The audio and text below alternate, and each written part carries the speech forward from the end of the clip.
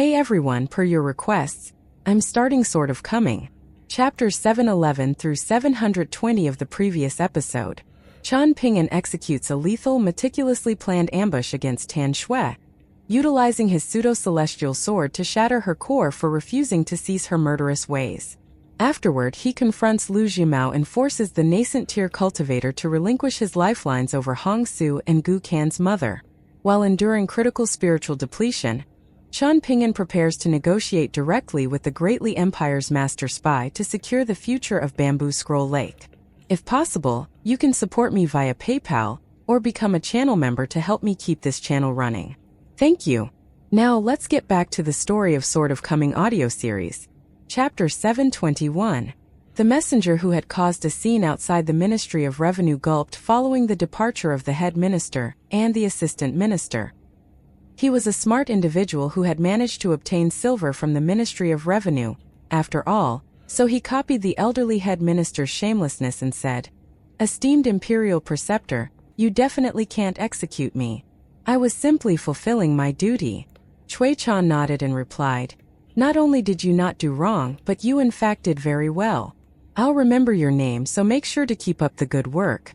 Perhaps you'll become quite successful in the future, and you at least won't have to grit your teeth and buy a new set of clothes for the sake of one trip and for the sake of not embarrassing the army. After you leave, go to the Ministry of Revenue to ask for the cost of the clothes back.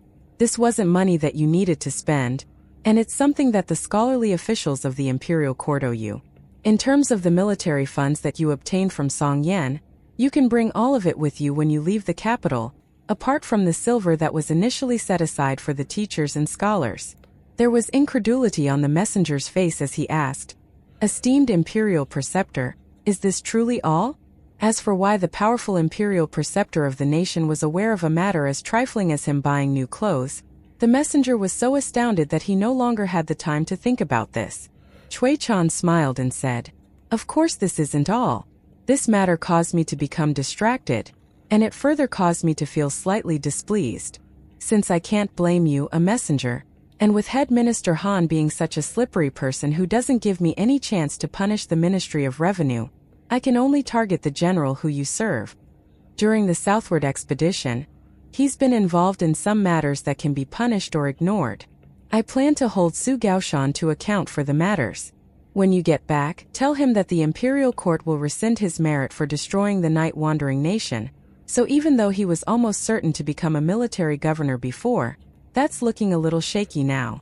Su Gaoshan and Chao Ping will need to launch a united attack on the luminous Vermilion Empire soon. So remember to tell Su Gaoshan to put in more effort. If he can breach the defenses and lead his army into the capital of the luminous Vermilion Empire first, this will count as a huge contribution. He started off as a woodcutter, and he's fond of chopping the thrones of emperors into firewood, isn't he? I can promise Su Gaoshan one thing today. If he manages to reach the walls of the capital before Chao Ping, then that most valuable throne in the central region of the eastern treasured Vile continent will become his firewood. After swallowing that throne in flames, the fire python that he's raising will have an opportunity to advance to the golden core tier." Cui Chan was very clearly forcing General Su to risk death and charge forward at all costs. Cui Chan set down his teacup and said, "I still have matters to attend to, as do you, so I won't invite you to drink tea with me. In any case, 1 or 2 cups of tea won't be enough to extinguish your burning sense of urgency." The messenger wanted to say something, but he couldn't help but hesitate. In the end, he decided to abandon his thought of further discussing things with the Imperial Preceptor. It was due to the circumstances that he had dared to cause a scene at the Ministry of Revenue, and he had been left with no option but to clutch at straws in desperation. However, such behavior would be futile in front of the Imperial Preceptor. Before leaving, the messenger mustered up his courage and asked, "Esteemed Imperial Preceptor, can I please delay you for a moment to say one more thing? Just a single sentence." "That's already 2 sentences," Cui Chan said with a smile. The messenger laughed heartily and said, "In the past, I always heard that the powerful figures in the Imperial Preceptor like to speak in a mysterious and nonsensical manner, forcing others to guess their meaning. The words of esteemed Imperial Preceptor are also abstract, but not to a big degree. I know the matters today have displeased esteemed Imperial Preceptor, but truth be told, I still feel quite satisfied. Cui Chan waved a hand and replied, "You can brag to others in the future, but remember not to take things too far. Don't say that we had a hearty conversation and treated each other as brothers or whatnot." The messenger was sincerely impressed by Cui Chan, and he cupped his fists and remarked, "Esteemed Imperial Preceptor is truly a mighty immortal." Worldly matters were unpredictable and difficult to imagine. A messenger had visited the Ministry of Revenue to ask for silver at the end of last year, and this was a minor matter that initially had nothing to do with Bamboo Scroll Lake. Yet in the end it was going to directly affect the fate of tens of thousands of vagrant cultivators belonging to Bamboo Scroll Lake. Su Gaoshan, a general of the Great Li Empire commanding an army of heavy cavalry, had felt one thing for the entire year. I have no money, and I'm in desperate need of money. This feeling was further exacerbated after Su Gaoshan marched forward and reached the central region of the Stonebrush Nation, a vassal state of the luminous Vermilion Empire. Conquering the Stonebrush Nation would be no challenge at all, but after considering the number of troops under Chao Ping's command, Su Gaoshan couldn't help but feel worried. That pretty boy had a better chance at capturing the capital of the luminous Vermilion Empire first, no matter how he looked at the situation. A living person couldn't hold their piss in and bust to death, after all, and this was especially the case for a high-ranking general such as Su Gaoshan. Thus, he would do everything within the rules to obtain more silver and more immortal coins. Because of this, he set his eyes on Bamboo Scroll Lake, which was located to the south of the Stonebrush Nation. He personally sent someone to Pond Water City to have a meeting with Millet Grain Island's Tan Yuani. Su Gaoshan didn't care about who the alliance leader of Bamboo Scroll Lake was, whether that be Lu Jimao, Ma Jimao, or some other Jimao. All he cared about was money, since a sufficient amount of silver would allow him to hasten his southward march. If those vagrant cultivators who were like rats scampering across the streets refused to yield, then that would be absolutely perfect for Su Gaoshan. During his southward expedition, he had annihilated 40 or so large mountains belonging to official immortals, to say nothing of vagrant cultivators. Ignoring the martial secretaries deployed by the Great Li Empire, Su Gaoshan had further recruited more than 200 cultivators during his expedition. Moreover, these were the cultivators who satisfied his standards. Otherwise, he could have recruited more than 1,000 cultivators already. If Su Gaoshan decided to engage in a large-scale battle with cultivators from the mountains, he could also recruit helpers from the nations he had destroyed or nations that had become vassal states of the Great Li Empire. There were many immortal forces and official immortals stationed behind Su Gaoshan's army, and Su Gaoshan could easily summon at least 300 to 400 of these subservient individuals. Once Su Gaoshan issued a command, they would have to obediently jump on their clouds and giddily rush to Bamboo Scroll Lake to assist him. Not only that, but the army was specially equipped with several colossal sword boats that could specifically target cultivators from the mountains. The Mahist mechanists had constructed these sword boats, and once they rose into the air and were activated in unison, they could unleash a downpour containing thousands of flying swords. The only downside was the huge amounts of money the sword boats would burn through. With Su Gaoshan feeling stabbing pain in his heart every time he used them and tossed away exorbitant amounts of immortal coins, it was as if he were cutting flesh from his own heart. Every time Su Gaoshan heard his scholarly aides calculating away, flicking their abacus beads up and down and concluding that the usage of the sword boats was not worth the money, with however many lesser heat coins wasted each time, Su Gaoshan would feel an irresistible urge to have the destroyed immortal forces further scrape for money. The immortal forces might have already ripped down their ancestral halls and sold the valuable beams, but Su Gaoshan still felt the urge to send them back to dig 3 feet deep and have another look. After all, what if they found a secret treasure chamber or something? If that were the case, Su Gaoshan might be able to break even and perhaps even come out on top. During his southward expedition, something had truly happened before, and more than just once. Those old bastard immortals from the mountains were truly like fucking rats who dug an extensive network of burrows, with each hiding their treasures deeper than the other. Whenever Su Gaoshan thought about the money and treasures that the vagrant cultivators in Bamboo Scroll Lake had accumulated and saved up over hundreds of years, he would want to shamelessly ask that pretty boy Chao Ping for a few more sword boats. With the might of the Great Li Empire behind him, and as a great general who wielded significant military power, it was often the case that simple was better when dealing with matters. To Millet Grain Island's Tan Yuani, a high-ranking spy who liked to deal with life and death. He was both happy and given a headache to come across Su Gaoshan right now. Su Gaoshan was a legitimately powerful figure, ranking in the top 10 most powerful and influential figures in the military of the Great Li Empire and destined to become a military governor in the future. Compared to the rapidly growing amount of funds needed by the heavy cavalry under Su Gaoshan's command, the profits made by Millet Grain Island these past few years, as well as the small amount of immortal coins it had earned from Azure Mound Island and Heavenly Governess Island not long ago, was but a drop in the ocean. Su Gaoshan was no longer able to fund his army with the resources they obtained from the conquered lands. After all, the thunderous hooves of the heavy cavalry weren't the only thing that marched south. Along with them was a group of scholarly officials from the Great Li Empire who were responsible for supervising the army and dealing with the mess following the battles. These scholarly officials would do their best to prevent the army from excessively pillaging the lands they had conquered. Regarding these matters, Imperial Preceptor Cui Chan had already established a set of detailed and complicated rules. It didn't matter whether the generals liked to read these rules, and whether they understood them or not, especially since they would have advisors to help work through these issues. Of course, the generals would need to pay a price for breaking the rules, and they could sacrifice their military contributions to pay for their mistakes.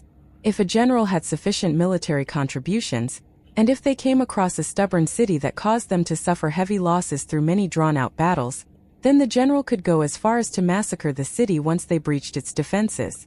To say nothing of massacring people, they could even slaughter all of the pets and livestock. Such actions of frustration were against the rules laid out for the southward expedition, but the military supervisors and the accompanying scholarly officials would at most make some suggestions. They wouldn't protest at the cost of their own lives, nor would they bring a charge against the general. This was because the massacre of cities was also included in the rules established by Imperial Preceptor Cui Chan. All Cui Chan needed to do was open his book and look over the contributions of the general who had dared to massacre a city. If their contributions outweighed the negative effects of massacring the city, then a corresponding amount of their contributions would be erased to make up for the massacre. Thus, a general was free to massacre cities as long as they had enough military contributions and were willing to forsake the opportunity to become a military governor in the future. The Great Li Empire definitely wouldn't punish them in the future. If a general's military contributions were insufficient, however, yet they still dared to wantonly massacre a city or kill surrendered troops, then the solution was even simpler: execution.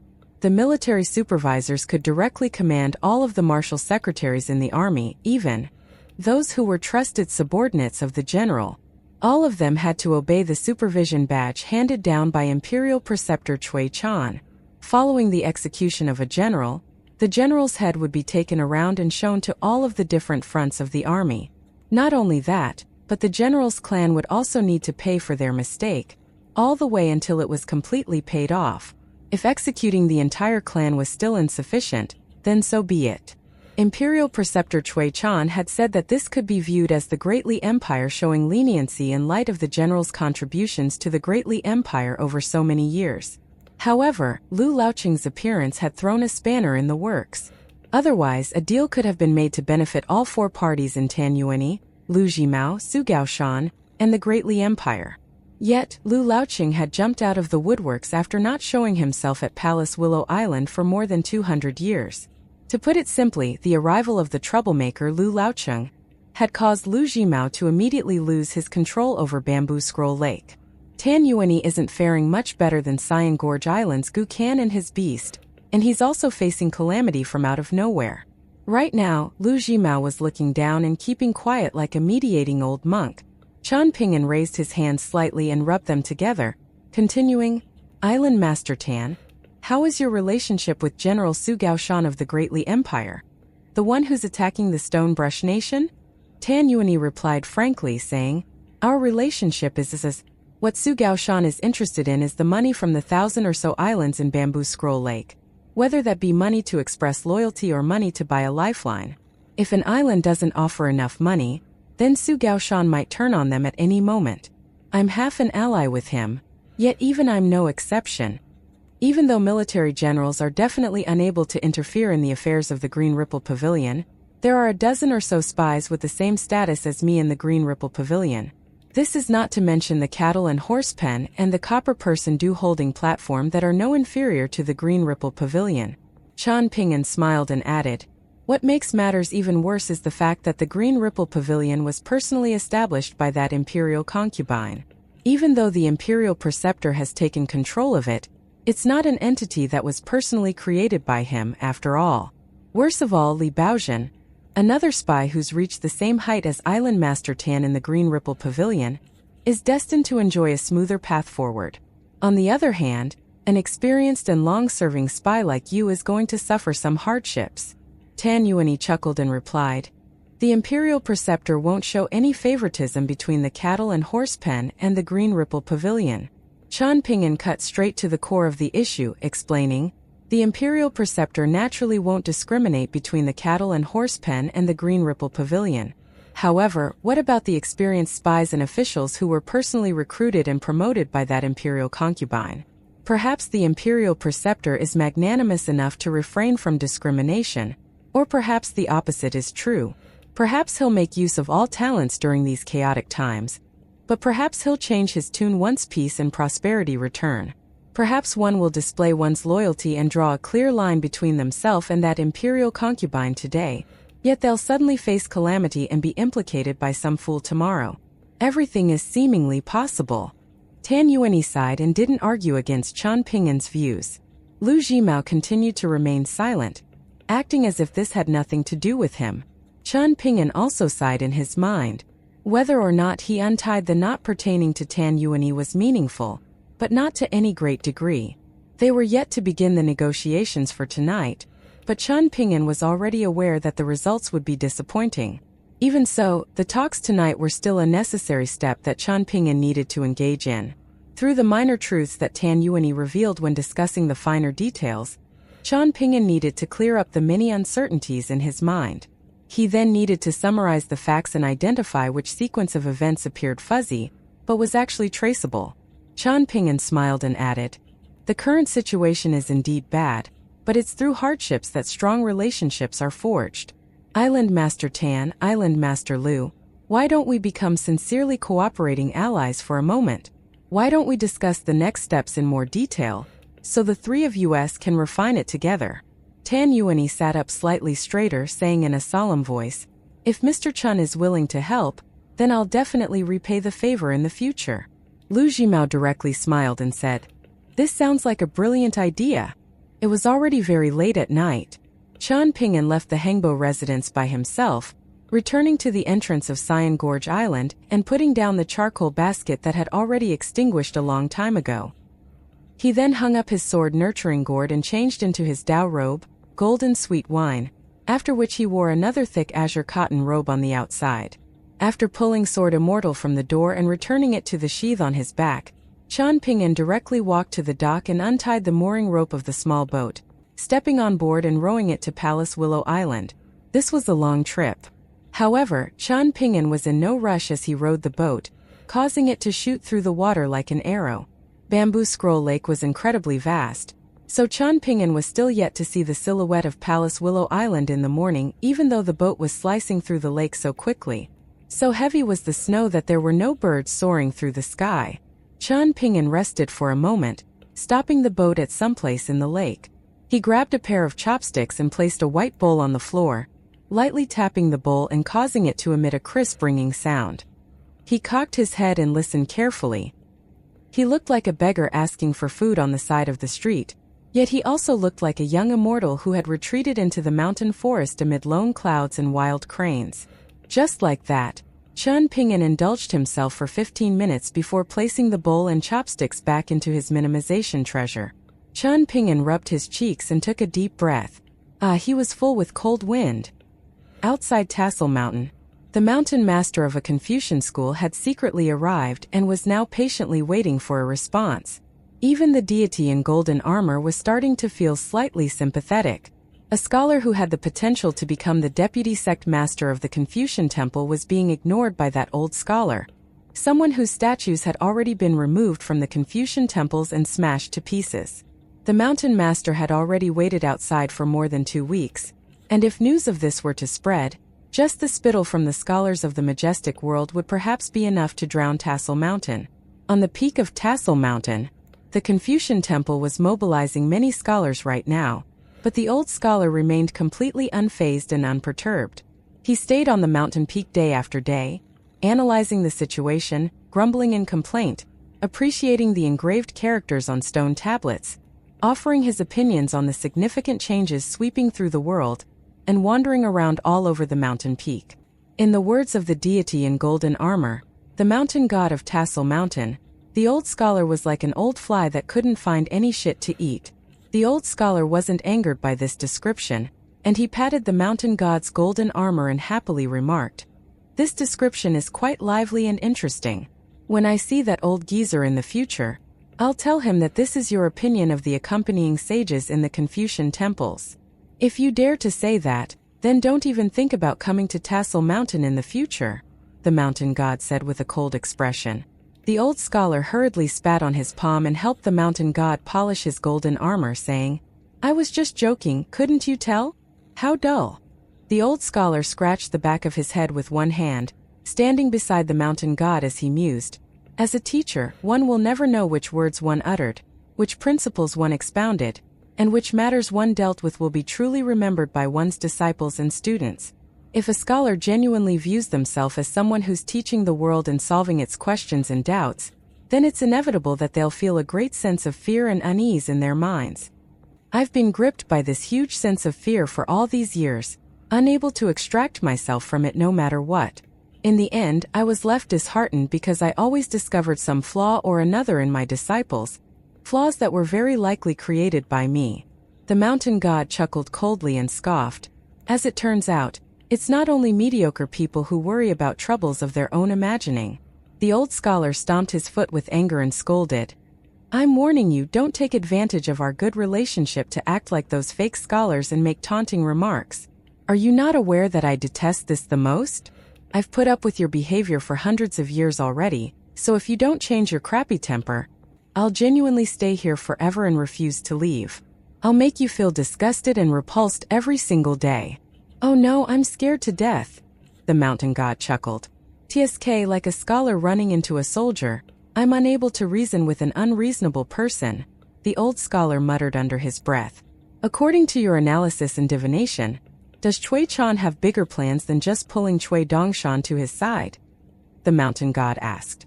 "He's been plotting against this force and attacking that force, and in the end he even formed a meticulous plan to plot against that child." The old scholar smiled with squinted eyes and replied, "Someone as smart as me who knows the heaven and knows the earth naturally knows what Chui Chan is truly pursuing. However, I refuse to say." "Then I beg you, please never say," the mountain god said with a nod. The old scholar sighed and lightly pulled out a strand of hair, handing it to the mountain god who was standing beside him. "What are you doing?" the mountain god asked with a frown. "You're so stubborn and unwilling to learn, so here, you might as well take this strand of hair to hang yourself," the old scholar replied with a stern expression. The mountain god smiled and said, "You want to find yourself a path of retreat, so you're trying to anger me such that I sent you flying out of the jurisdiction of Tassel Mountain with a single sword strike. That way, you'll be able to grant an audience to that mountain master from the Confucian school. But I'm sorry, you can keep dreaming." The old scholar clicked his tongue in wonder and remarked, "You're quite sharp, huh?" Hidden behind his face armor, the expression of the mountain god suddenly became solemn as he asked, "Are your divination results pertaining to those major issues still coming up murky and incomprehensible?" The smile disappeared from the old scholar's face as he confirmed, "Things are very troublesome. Even if I personally attend to that ancient checkpoint, the effects will only be minor. Things will be extremely slow and nowhere near enough to make a positive impact. It's because of this that I'm too embarrassed to meet the mountain master of the Confucian school. The most troublesome issue is that the savage world is serious this time. Several profound prodigies have seemingly appeared over there, born from the will of the world. The one-on-one battles at the Sword Chi Great Wall back then were merely small training sessions for them, yet they already managed to perform exceptionally well. That was the reason I traveled to the southern world continent to look for that stubborn person, reminding him to be careful or else he might suddenly die by accident one day. Not only that, but he would also be cursed and insulted for hundreds upon thousands of years afterward. The mountain god was just about to speak. However, the old scholar shook his head and warned, "These secrets can't be revealed. I'm completely unable to trust the branch of Lu clan naturalists in the Middle-earth divine continent now, and I'm this close to believing the opposite of their divination results." Over at Bai Zai's side, the mountain master of the etiquette school was met with a strong rebuff, the mountain god said. At the islands in the sea, the mountain master belonging to the second sage's lineage suffered an even more miserable outcome, and I heard that he wasn't even granted an audience. As for the last one over here, he's also failed to gain an audience, hasn't he? None of the 3 mountain masters of the Confucian schools have had any luck. What's going on here? Has the Confucian sect already fallen to such a pitiful state? Have all of your past friends and allies decided to become spectators, doing nothing as the world crumbles before them? The old scholar sighed and tugged at his beard, replying, "Heaven knows what the old geezer and the etiquette sage are thinking. Don't you regard yourself as a smart person?" the mountain god asked with a smile of ridicule.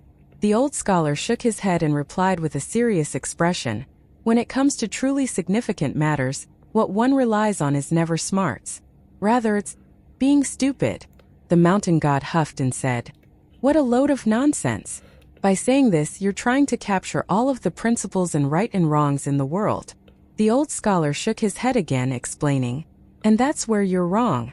What I said wasn't a load of ambiguous nonsense, and your inability to comprehend it isn't because you're an idiot. Instead, it's because you're removed from the mortal world and standing atop a mountain peak. As such, is there any link between you and the myriad of emotions in the mortal world? Perhaps a little, but so insignificant that it can be ignored. As a result, it's very difficult for you to think about minor matters from the perspectives of ordinary people. However, you have to realize that with so many people in the world, the culmination of their minor matters reaches higher than 10 tassel mountains stacked together. Let's consider this for a moment. For generation after generation, the sages of the Confucian sect have poured their heart and soul into constructing dwellings inside which the common people can hide from the wind and rain. These dwellings look big and sturdy, but what if in the end, the sudden arrival of lashing wind and rain exposes them to be flimsy structures that collapse in no time? What will the common people living inside these dwellings do at that time? Taking a step back, the tenacity of the Confucian lineages genuinely allows us to break old rules to establish new rules. We can construct new thatched cottages that are bigger and sturdier than before. However, what about the huge number of common people who were crushed to death by the collapse of the previous dwellings? What about those who were displaced? What about the suffering and hardship? Perhaps we need to console ourselves using the philosophy of Buddhism? At the very least, I can't bring myself to do this. "Don't ask me," the mountain god said with a shake of his head. The old scholar stomped his foot, gazing into the distance as he mused. After rising to a high position, each scholar should have a good long think about the notion of having a conscience. He then murmured, "When the granaries are filled, people observe etiquette." When this is such a brilliant saying, so why don't people listen to it? Year after year, perhaps we're going to allow the Tao ancestor to laugh at the Confucian sect for another 10,000 years.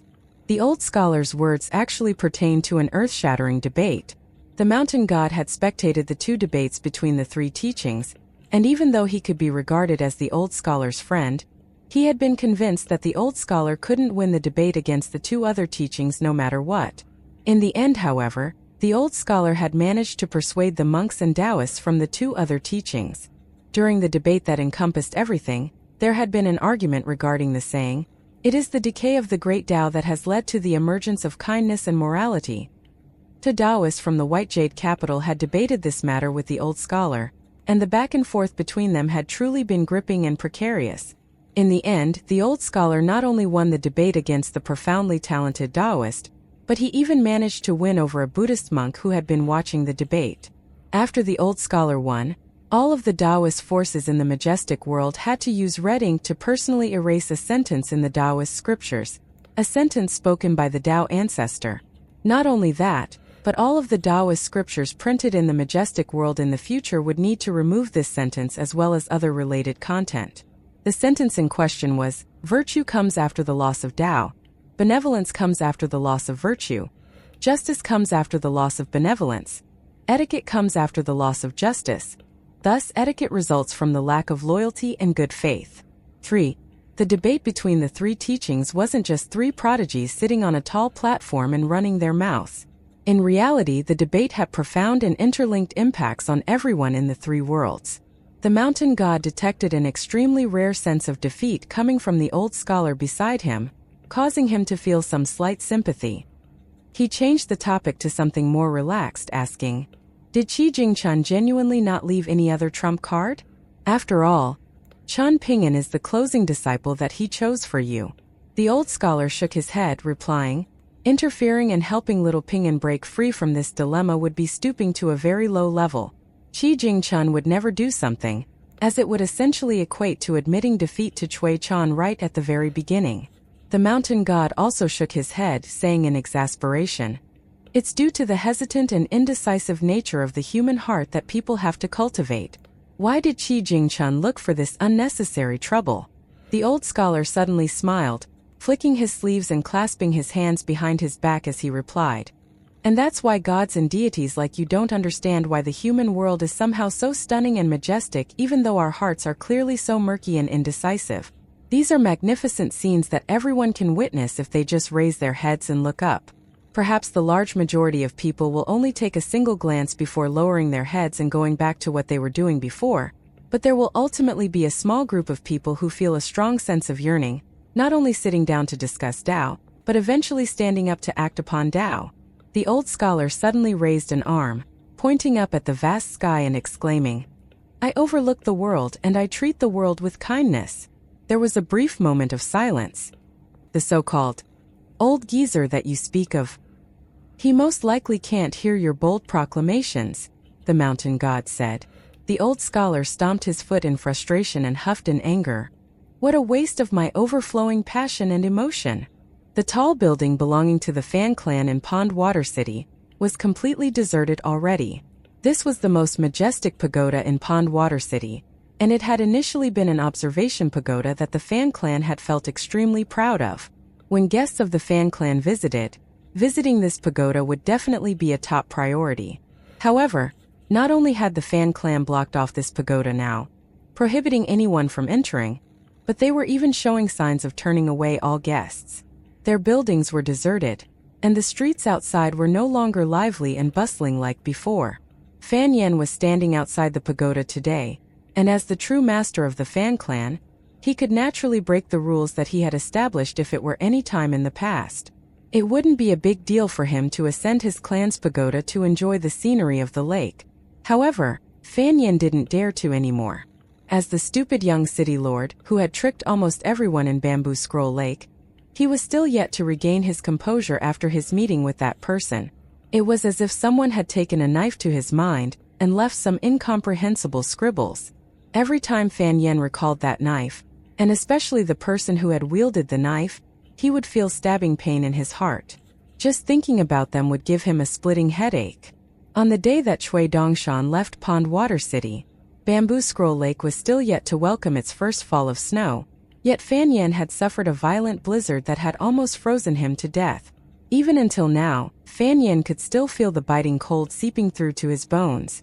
That day, Cui Dongshan called Fan Yen over. Several days later, Fan Yen had gone to seek an audience with that young boy in white. The two of them stood in front of the railings and enjoyed the scenery. With a hop, Cui Dongshan jumped up and sat down on the railing, after which he spoke from his heart, and caused Fan Yen to feel extremely astonished and apprehensive. However, Fan Yen didn't dare to shut him up, so he could only stand there and listen. Cui Dongshan said, "Being ignorant is to be in a very comfortable and enjoyable state.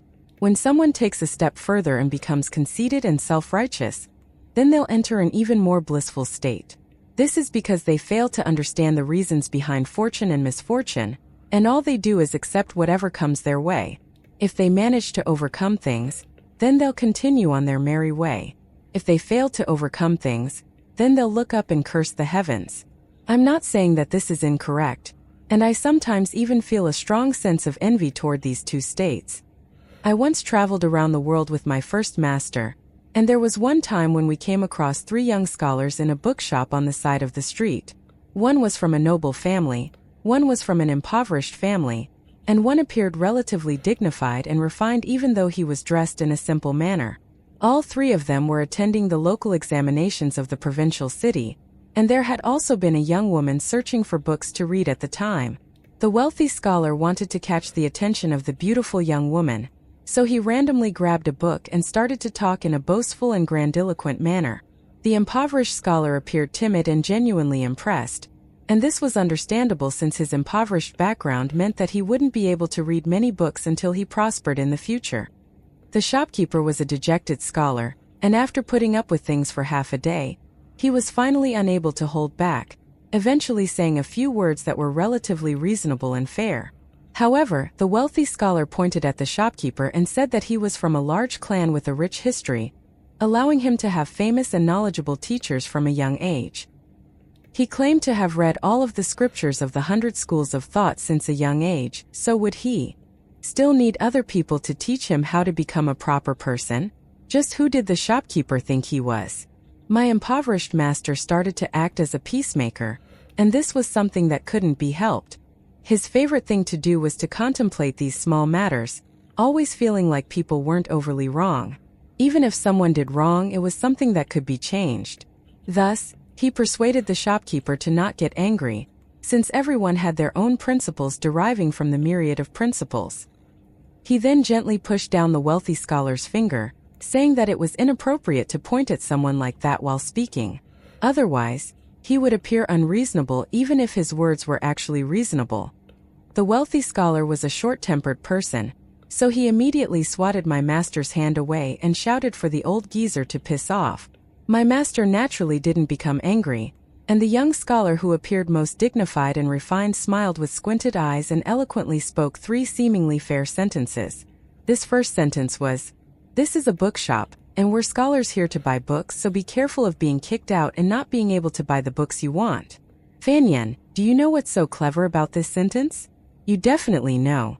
It's clever because the young scholar obfuscated the order of events. He ignored their need to follow the rules, and he directly started with the hypothesis of the shopkeeper kicking them out being so-called reasonable. However, is this truly reasonable? No onlooker would find this reasonable. So, on the premise of ignoring right and wrong, carefully examining this sequence of events will immediately make the shopkeeper appear like the unreasonable person. Isn't this quite interesting? If the onlookers were unaware of the events that had taken place beforehand and only heard the young scholar's words, or if they only saw the shopkeeper kicking them out, would these onlookers still be willing to determine who was right and who was wrong? Most likely not, right? Everyone is busy with their own life, so the onlookers would merely be watching on for some entertainment. Who would be willing to go out of their way to make heads or tails of the situation? As such, I found the young scholar's words quite clever and funny. His second sentence was, "Old mister, you've most likely come across a book that you want to buy, right? However, don't become biased toward the shopkeeper because of this. Otherwise, it will be an insult to decorum. Old mister also looks like a scholar, so why are you acting in such an improper manner? Why are you so obsequious toward the owner of a bookshop?" Isn't this sentence even more worthy of rumination? As long as someone is an outsider, they'll be acting obsequiously if they speak up for the shopkeeper in the bookshop. Some onlookers are unwilling to cause trouble for themselves, so even if they disagree with this statement, won't they become more uneasy and tense? His third sentence was, "Mr. Shopkeeper, if you're truly so knowledgeable, then would you need to sell books to make money? Shouldn't you already be a high-ranking official or have some widely renowned works? What do you say?" This is quite direct criticism, isn't it? In reality, this is presuming 2 facts again. Firstly, it's presuming that the principles of this world must be propped up by status and fame. As such, the shopkeeper didn't have any right to discuss the principles of the sages. Secondly, only those who are successful can speak reason. Reason only exists in sagely scriptures and in the imperial court and other important areas. On the other hand, not a single reason exists in the noisy marketplaces, bookshops that are filled with the fragrance of ink, and so on. And guess what happened in the end? My master directly slapped the young and smart scholar, letting loose a torrent of abuse at him. After following my master around for so long, that was the first time I saw him not only becoming angry, but even cursing and hitting someone. The old scholar cursed that pitiful young scholar by scolding, from your parents to your teachers, and then to the many sagely scriptures, there should have been at least 1 or 2 good principles taught to you. Yet what the fuck did you do instead? You insisted on smearing chicken shit into your eyes and stuffing dog shit down your throat. After my master shouted this, the young scholar was completely stupefied. And guess what happened next? The young scholar completely lost his courage after being hit and scolded, and there was only deep hatred left in his eyes. He was clearly coming up with sinister plots in his mind. As for the wealthy scholar and the impoverished scholar, they both rolled up their sleeves and prepared to beat up my master. What could my master do? Run, of course. And what could I do? Run after him, of course. We only stopped after running very far away, and when my master turned around and saw no one chasing after us anymore, he immediately burst into loud laughter. However, his laughter gradually faded away, and that was the first time I saw my master show such a disappointed expression because of a certain matter. When we left the area together, my master remained silent for a long time. In the end, we stopped at a wine shop on the side of the street and my master asked for half a liter of wine, speaking in a gloomy manner as he happily drank wine. He said that when it came to intellectual debates between scholars, ordinary arguments between people in the marketplace, and discourses about principles between individuals, it was naturally best for people to maintain a good attitude. However, it wouldn't matter too much even if someone displayed a bad attitude and refused to listen to other opinions. After all, things would gradually become clearer the more they were debated. Because of this, it wouldn't be a bad thing even if people became flushed with anger when arguing. With this in mind, it didn't matter much that the young scholar displayed a bad attitude in the bookshop. Even if he engaged in a pointless and mutually unintelligible argument with the shopkeeper, that would ultimately be a case of each person speaking their mind. My master said that as a teacher, he would still feel happy listening to them speak their own reasons regardless of what their initial motive was and no matter what their temperament was like. However, the third sentence spoken by that young scholar was the most despicable and sinister. My master seldom offered any conclusions on a person's character, but he slammed the table and concluded that there was something wrong with that young scholar's character. He was wearing the azure robe of Confucian scholars, yet he was only using his knowledge to further his personal gains. The more knowledgeable he became, the more dangerous he would become. If he came across any obstacles, he would like to hide in the darkness and speak the most repulsive words in a quiet and taunting manner. He would come up with all kinds of schemes and weigh up the pros and cons, and he would either be too cowardly, or if he wasn't, he would most likely be confident of succeeding. Thus, he would gain more than anyone when he truly performed evil deeds.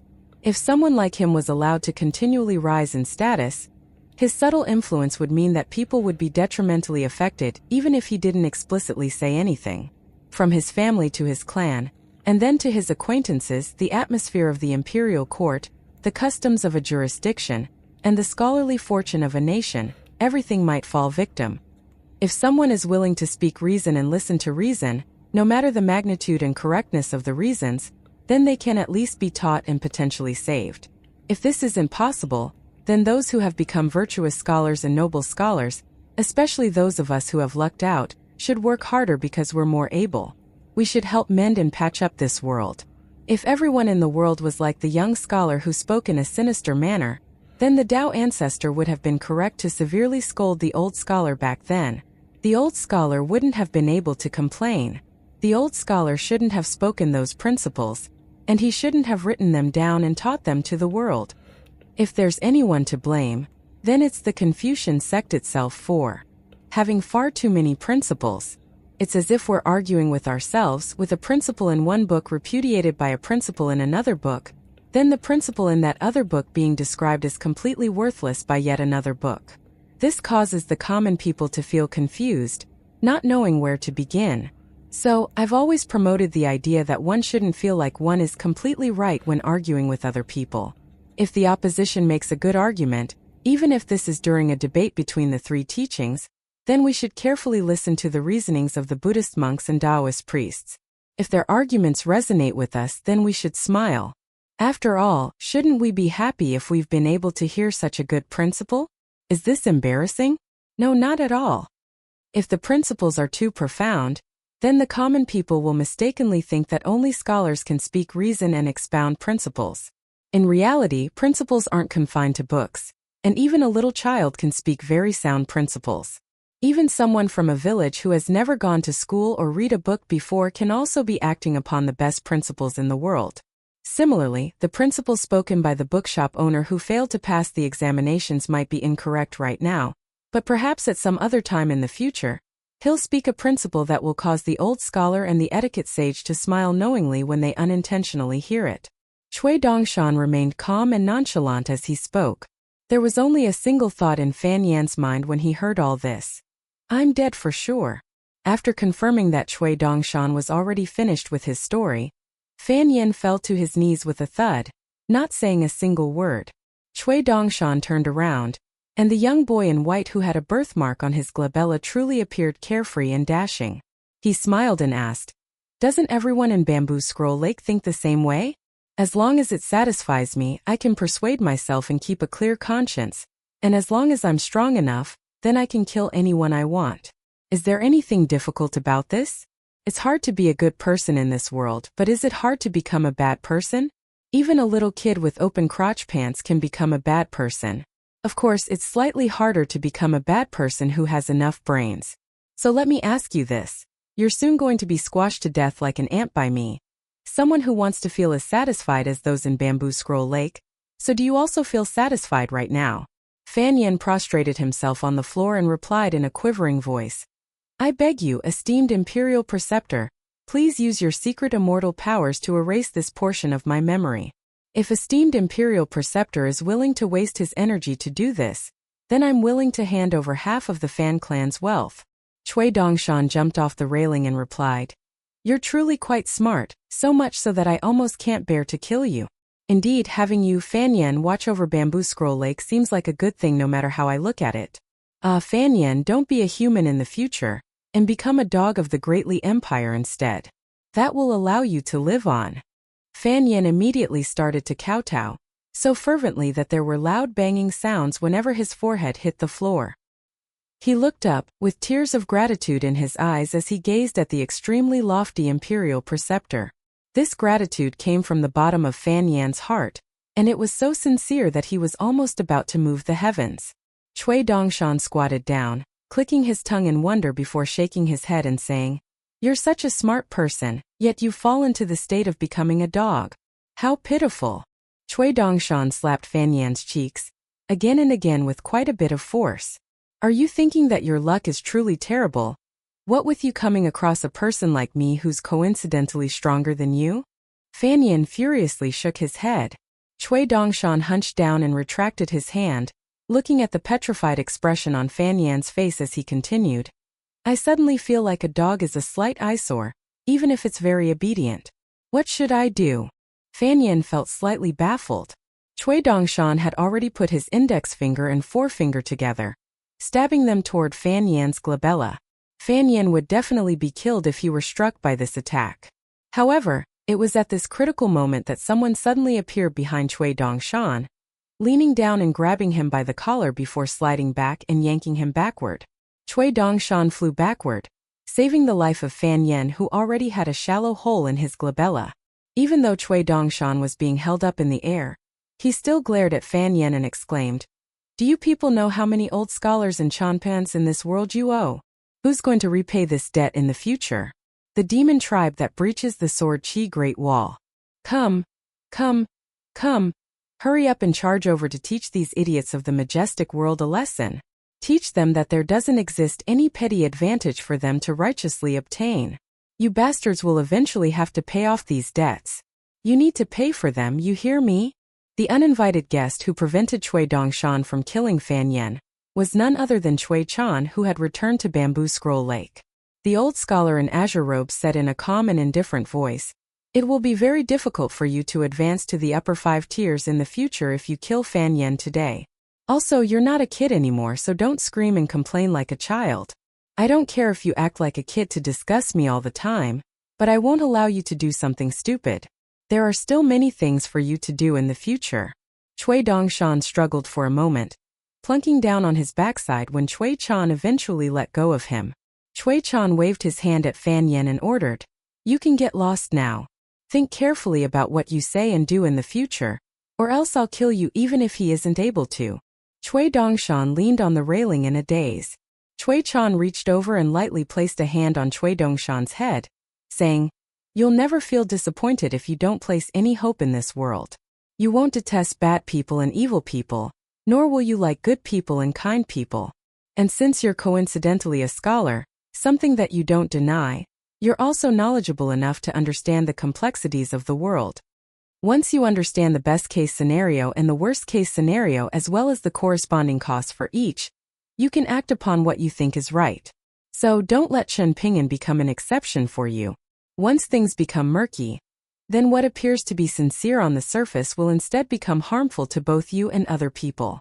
"Take away your dog paw," Cui Dongshan huffed. Chan smiled and clasped his hands behind his back, gazing at Bamboo Scroll Lake as he continued. "Categorizing someone as good or evil is a very difficult task. In this regard, the Buddhist sect does indeed do a slightly better job than us." Even the old scholar admitted to this, not in private, but during the debate between the three teachings. "Do you still remember?" The expressions of several accompanying Confucian sages immediately became dark. "We were yet to scare the Buddhist monks and Taoist priests to death, but we almost scared our own Confucian sages to death first. We personally witnessed these matters with our own eyes, and it's these matters that make the old scholar who he is. He's willing to accept the principles and reasons of other teachings if they're good, and in the same vein, the other teachings will have to accept his good principles and reasons even if they don't want to." In that last debate between the three teachings, what did the old scholar do after he won? The impoverished old scholar sat upright and extended his hands, and what did he say afterward? "Please take a seat, Tao Ancestor and Buddha." And what happened afterward? The two paramount beings who hadn't met each other for countless years genuinely appeared in front of the old scholar. The etiquette sage also came, but the old scholar simply ignored his presence. The old geezer, as the old scholar calls him, also arrived, following which he immediately isolated the area from heaven and earth. And what happened in the end? After a short while, the old scholar secretly appeared in front of us, seemingly baring his teeth and rubbing his ears with his head still cocked. Chan didn't say any more regarding this topic.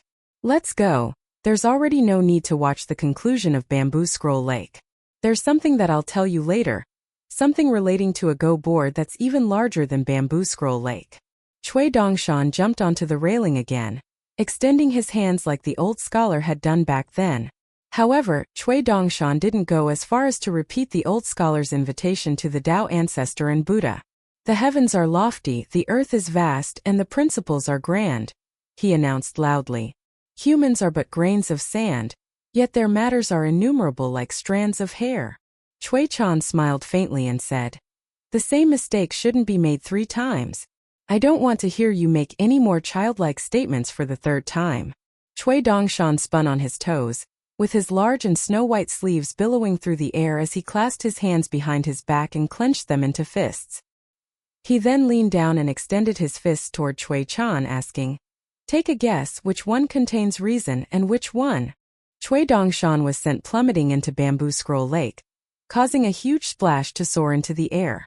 After doggy paddling back to shore, Cui Dongshan walked along the small path surrounding the river, dramatically swinging his large sleeves up and down as he slowly disappeared into the distance and left Bamboo Scroll Lake. Chan didn't leave the tall pagoda straight away. He was thinking back to the people and matters of the past. In the darkness of night, the silhouette of Palace Willow Island was still vaguely visible. However, in stark contrast to the other islands that were covered in snow, Palace Willow Island was flourishing with greenery with almost no snow to be seen. In fact, this wasn't as strange as it appeared, especially after one realized that one of Lu Laoqing's bonded treasures was the gold-gilded fire spirit divine seal, a seal that repelled both fire and water. It was probably the case that Lu Laoqing didn't enjoy the snowy scenery very much, so he had used an immortal technique to clear away the snow, and thus make Palace Willow Island stand out among the other islands. However, it was inconceivable to outsiders that Lu Laoqing was the only person on the huge Palace Willow Island. A boat that appeared as small as a speck of sand drew closer and closer to the jurisdiction of Palace Willow Island. When the boat was 3 kilometers from the island, The boatman pulled his bamboo pole from the lake and said in a hoarse voice, "Chan Ping'an pays his respects to Island Master Lu." Even though Lu Laoqing didn't offer a reply, Chan Ping'an discovered his boat automatically sailing forward a short moment later, eventually slowing down and stopping at the dock of Palace Willow Island. Chan Ping'an moored the boat and stepped onto the island. It was midwinter, the coldest time of the year, yet the island was still decorated with gently swaying willows. There was lush greenery everywhere, and the island was so full of vitality that it seemed like it was still summer. The large majority of the buildings on Palace Willow Island were already derelict and run down beyond repair.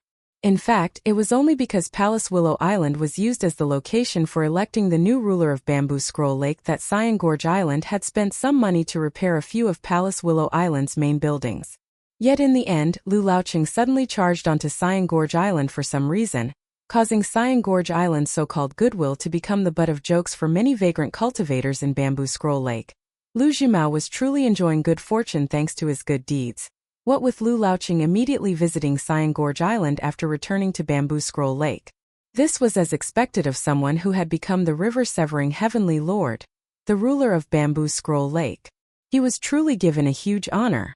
"Seeing that you were strong enough to stop me from killing someone on Cyan Gorge Island, I'll give you an opportunity to say 3 sentences," Lu Laoqing said. "If I'm unsatisfied, I'll see you off the island straight away." 2 sentences is enough, Chan Ping'an replied slowly. Lu Laoqing clasped his hands behind his back, not turning around as he chuckled. "That's exactly what I want to hear. Regarding Hong Su, who's staying at the Vermilion Court residence, I've already convinced Lu Jimao to remove his special restriction," Chan Ping'an said. "Whether Hong Su is relocated to Palace Willow Island by Island Master in the future, or lives a peaceful life on Cyan Gorge Island, everything is up to Island Master Lu to decide." Chan Ping'an paused for a moment before briskly walking forward and continuing side by side with Lu Laoqing.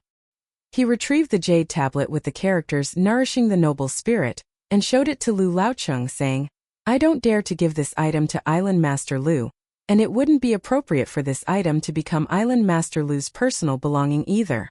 So I want to lend it to Island Master Lu, and you can return it to me whenever you advance to the immortal tier."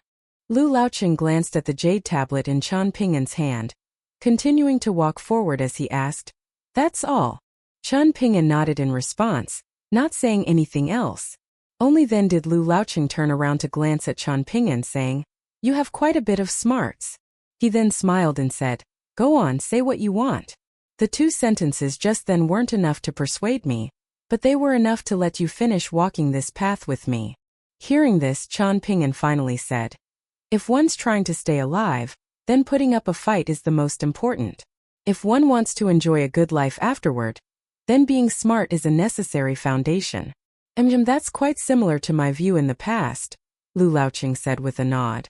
After saying this, he asked, "If you return without succeeding, but I'm still willing to answer a question of yours, what would you ask? Why did I try to kill Gu Kan?" "No, you probably won't ask this. You aren't so stupid as to ask this question. Why am I giving no face to Millet Grain Island's Tan Yuani and the heavy cavalry of the Great Li Empire in the north? This is a more valuable question that you can indeed ask. Go on, ask away.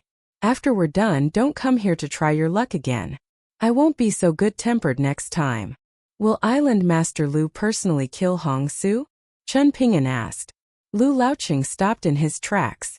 Chan Ping'an stopped at almost exactly the same time. Lu Laoqing pointed at the sword-nurturing gourd hanging by Chan Ping'an's waist and asked, "Don't you need to drink some wine to muster your courage before asking such a death-seeking question?" Sure enough, Chan Ping'an grabbed his sword-nurturing gourd and replied, "I'll make up for it straight away." Lu Jimao shook his head and continued to stroll forward, saying, "All right, I was the one who made the promise, so it won't hurt for me to tell you this. In any case, this is an obstacle that I've already overcome. It's nothing out of the ordinary for vagrant cultivators to be severely wounded, and I can't count on my fingers the number of times I've been beaten half dead. So ripping open this scar is nothing at all." Hong Su's original name was Huang Han, and she was a direct disciple of mine before eventually becoming my Dao partner. Hong Su was her nickname, and with Lu Jimao's habit of acting clever, he left her with this name that isn't really a name. Huang Han's aptitude wasn't especially good, and it was actually the worst out of my several disciples at the time. Afterward, it was thanks to me expending a huge amount of immortal coins that she was eventually pushed to the golden core tier, becoming an earth immortal. As for her temperament, it was quite similar to her original name. One, she didn't act very feminine, and she was very direct in her manner and speech. She was completely different to all of the other cultivators in Bamboo Scroll Lake. Yet to a vagrant cultivator like me who doesn't blink when he's killing people, her charming naivety was truly irresistible. After saying this, Lu Laoqing surprisingly snapped off a willow branch and started to leisurely weave a wicker. My aptitude was good, and my fortune was even better. I also faced a bumpy path and encountered many difficulties, but whenever I was faced with a critical moment, I always managed to navigate it smoothly without a hitch. Thanks to this, I was able to become a nascent tier cultivator very early on. However, I should have never developed feelings for her. Even worse, she saw through my feelings. I left Bamboo Scroll Lake to avoid her in the beginning, yet after a few dozen years, I discovered that all of the willow branches in Palace Willow Island had already been snapped off by her. I became soft-hearted, and I thought that I might as well follow my heart and stop being as cold-hearted as before. Perhaps it was because of this that I couldn't advance to the upper 5 tiers, so if I changed, that might instead give me an opportunity to break through. After making up my mind, I became Dao partners with her, and my cultivation barrier did indeed start to loosen. Afterward, Huang Han wanted to accompany me for longer, so she yearned to increase her lifespan but was unwilling to ask me for help, afraid that I would look down on her. She found an incomplete secret scripture from some unknown place, but the cultivation method was too sinister and almost caused her to fall to demonic ways. I spent a huge sum of grain rain coins to help her, clearing out almost half of Palace Willow Island's wealth at the time. Fortunately, she managed to stumble her way to the golden core tier. However, I quickly discovered that her existence was like a nightmare to me.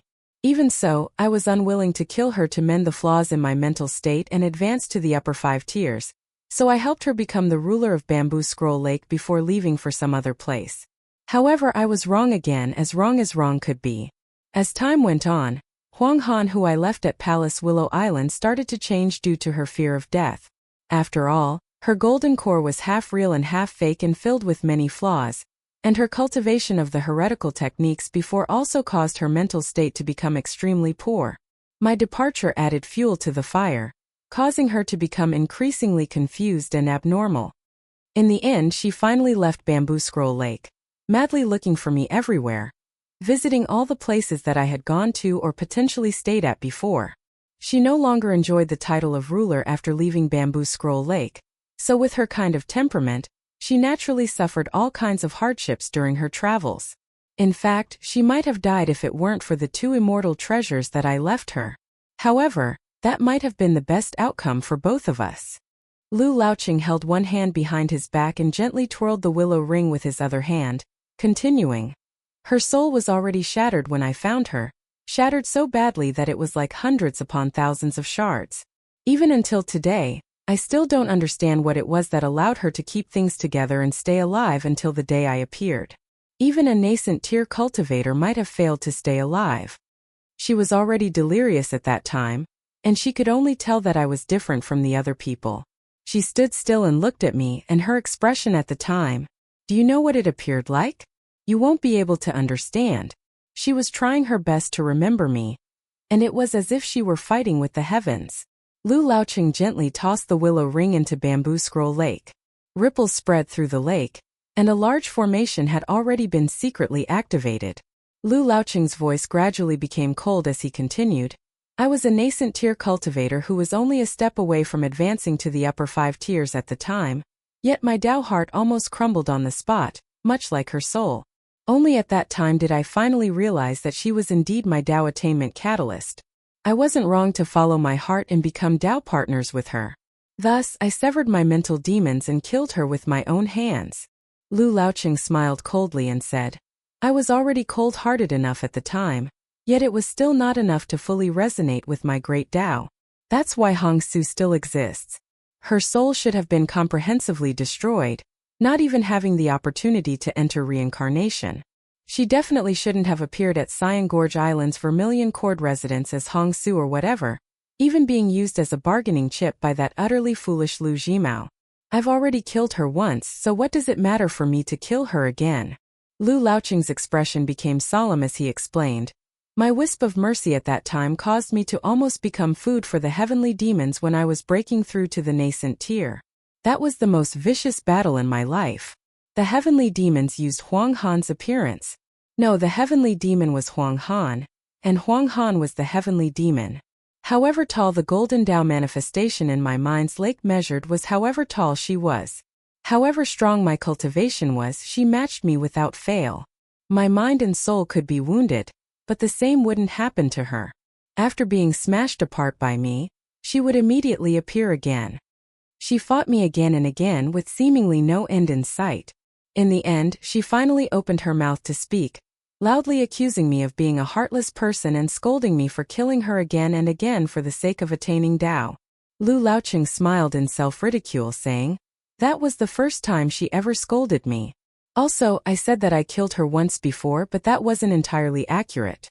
I actually killed her hundreds of times."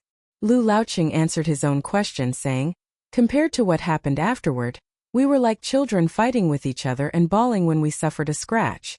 After being killed countless times by me, she dazedly stood on the spot and stared at me in a trance like she had all those years ago. She was trying her best to remember me, and as if receiving a stroke of inspiration, she actually managed to recover a wisp of consciousness. Blood started to flow from her eyes, staining her cheeks as she used her mind's voice to tell me to hurry up and kill her. She warned me against hesitating, saying that I only needed to kill her one more time. She didn't regret liking me, and she only regretted the fact that she couldn't accompany me until the end. My mental state became chaotic again, and I almost developed thoughts of killing myself as well. Was this truly worth it for the sake of the so-called upper 5 tiers and obtaining a position at the peak of the mountains? Would I truly become a carefree immortal without her by my side? She stumbled toward me step by step, with her limbs rigid as she used all of her energy to repeat the same 3 words using her mind's voice. "I'm begging you." In the end, she said, "Just treat this as staying alive for my sake." Upon hearing this, I went crazy and shattered her body, following which heaven and earth fell silent. I collapsed to the ground, unable to stand up anymore. When I opened my eyes again, I saw Huang Han soaring through the sky like an immortal, her figure lithe and the colorful ribbons billowing gracefully. She didn't say a single word, but the look in her eyes told me everything. All the struggles before, all the deep feelings before. She was merely toying around with me. Lu Laoqing stopped speaking, not revealing the final outcome of his encounter with Huang Han, or more accurately, that heavenly demon. He turned around to look at Qian Ping'an. However, what he saw was the young man's scrunched-up expression. The corners of Qian Ping'an's mouth quivered slightly as he gazed toward the distance. Lu Laoqing smiled and shook his head, remarking, "By the looks of it, you also have a girl whom you like. After putting yourself into my shoes, you were unable to withstand the pain after empathizing with my experience." The two of them continued forward, and Lu Laoqing sighed with emotion and said, "I recounted these matters to you because I've naturally let go of them already. Also, your ability to figure out Hongsu's history, and the true reason for your trip to Palace Willow Island is something that no one else in Bamboo Scroll Lake would be able to guess. You're actually here for an abandoned pawn that's completely insignificant in the scheme of things. As for the question you asked me earlier, I can tell you that she must die regardless of whether she's Hongsu or Huang Han. Otherwise, I'll face another huge tribulation when I advance to the immortal tier. I'll personally kill her even if this is only a small possibility. When walking the path of the Great Tao, so-called small possibilities often become certainties. Of course, you can try to stop me again at that time. As for what will happen after I kill you and whether or not I'll become as pitiful as Du Mao. I'm a vagrant cultivator, and which of us hasn't scrapped for food like wild dogs at the feet of official immortals? Which of us hasn't feasted on the leftovers of other people, being beaten half dead as we eat? I was able to do this back then, so would I not dare to do it again after sacrificing so much to reach the upper 5 tiers? If that were the case, would I still have the right to be viewed as a genuinely wild dog in the eyes of those official immortals? Qian Ping'an offered no response. The old cultivator, who didn't act anything like expected of Island Master Lu of Bamboo Scroll Lake, from the beginning to the end started to put pressure on Qian Ping'an, saying, "If you dare to say that you insist on trying, then I'll kill you right here right now. If you want to use Hong Su as a means to negotiate with me and make schemes pertaining to the great cause together, taking advantage of this opportunity to achieve your secret goals, yet you immediately choose to give up after being forced into a dead end by me, do you truly take me for a fool like Lu Jimao? I won't directly kill you, but I'll cripple you such that you can't leave your sickbed for 4 or 5 years. That way, all of your plans and hard work will be for naught. Perhaps you might change your mind and adapt to the current situation, choosing to let go now that you know you can't possibly save Hong Su. However, you'll also want to make things difficult for me, and you're willing to pay a huge price for a woman who you've only known for a short time. That's also fine. However, this is Bamboo Scroll Lake, so if you want to be a good person and play hero under my nose, then be prepared to face my wrath in the future. Rest assured, it will be even more painful than being bedridden for several years. You won't be severely wounded and you won't be bedridden either, but you'll essentially become nothing more than a useless person. I have all the time in the world to play this game with you. Qian Ping'an, now it's your turn to answer my question. Which option will you choose? Qian Ping'an lightly exhaled and replied, I'll choose the third option. I can't stop you from killing Hong Su, but I can use this jade tablet to absorb half of Bamboo Scroll Lake's spiritual energy. Afterward, I'll lend both the jade tablet and the spiritual energy to a certain person in the Great Li Empire. Qian Ping'an looked Lu Laoqing in the eyes and continued, even though I don't know why you're even disregarding the heavy cavalry of the Great Li Empire, what this does tell me is that you view Bamboo Scroll Lake as incredibly important. This doesn't relate to any kind of transaction because Bamboo Scroll Lake is where the foundation of your great Tao is located. In fact, you won't abandon this place even after you advance to the immortal tier. Moreover, you'll most likely be able to persuade the Great Li Empire to allow you to set up your own territory here. The more this is the case, the more you'll suffer if I choose the third option.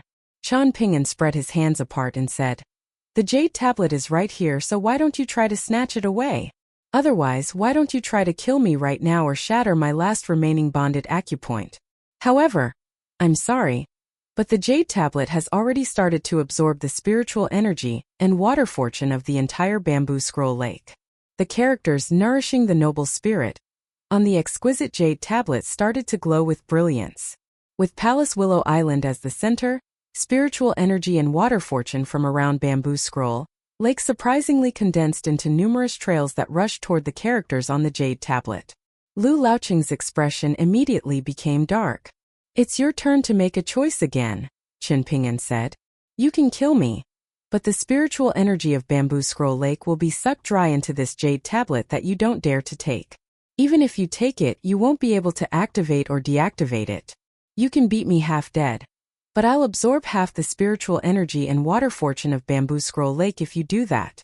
Finally, we can each take a step back and negotiate normally, striving to maximize the benefits for each party. However, the condition is that you allow me to leave Palace Willow Island and place restrictions on the jade tablet after I safely return to Cyan Gorge Island. That way, the jade tablet will automatically activate if I'm killed. When all of that is done, we can sit down again to negotiate, and it doesn't matter whether that's at Cyan Gorge Island or Palace Willow Island. Lu Laoqing smiled in ridicule and scoffed.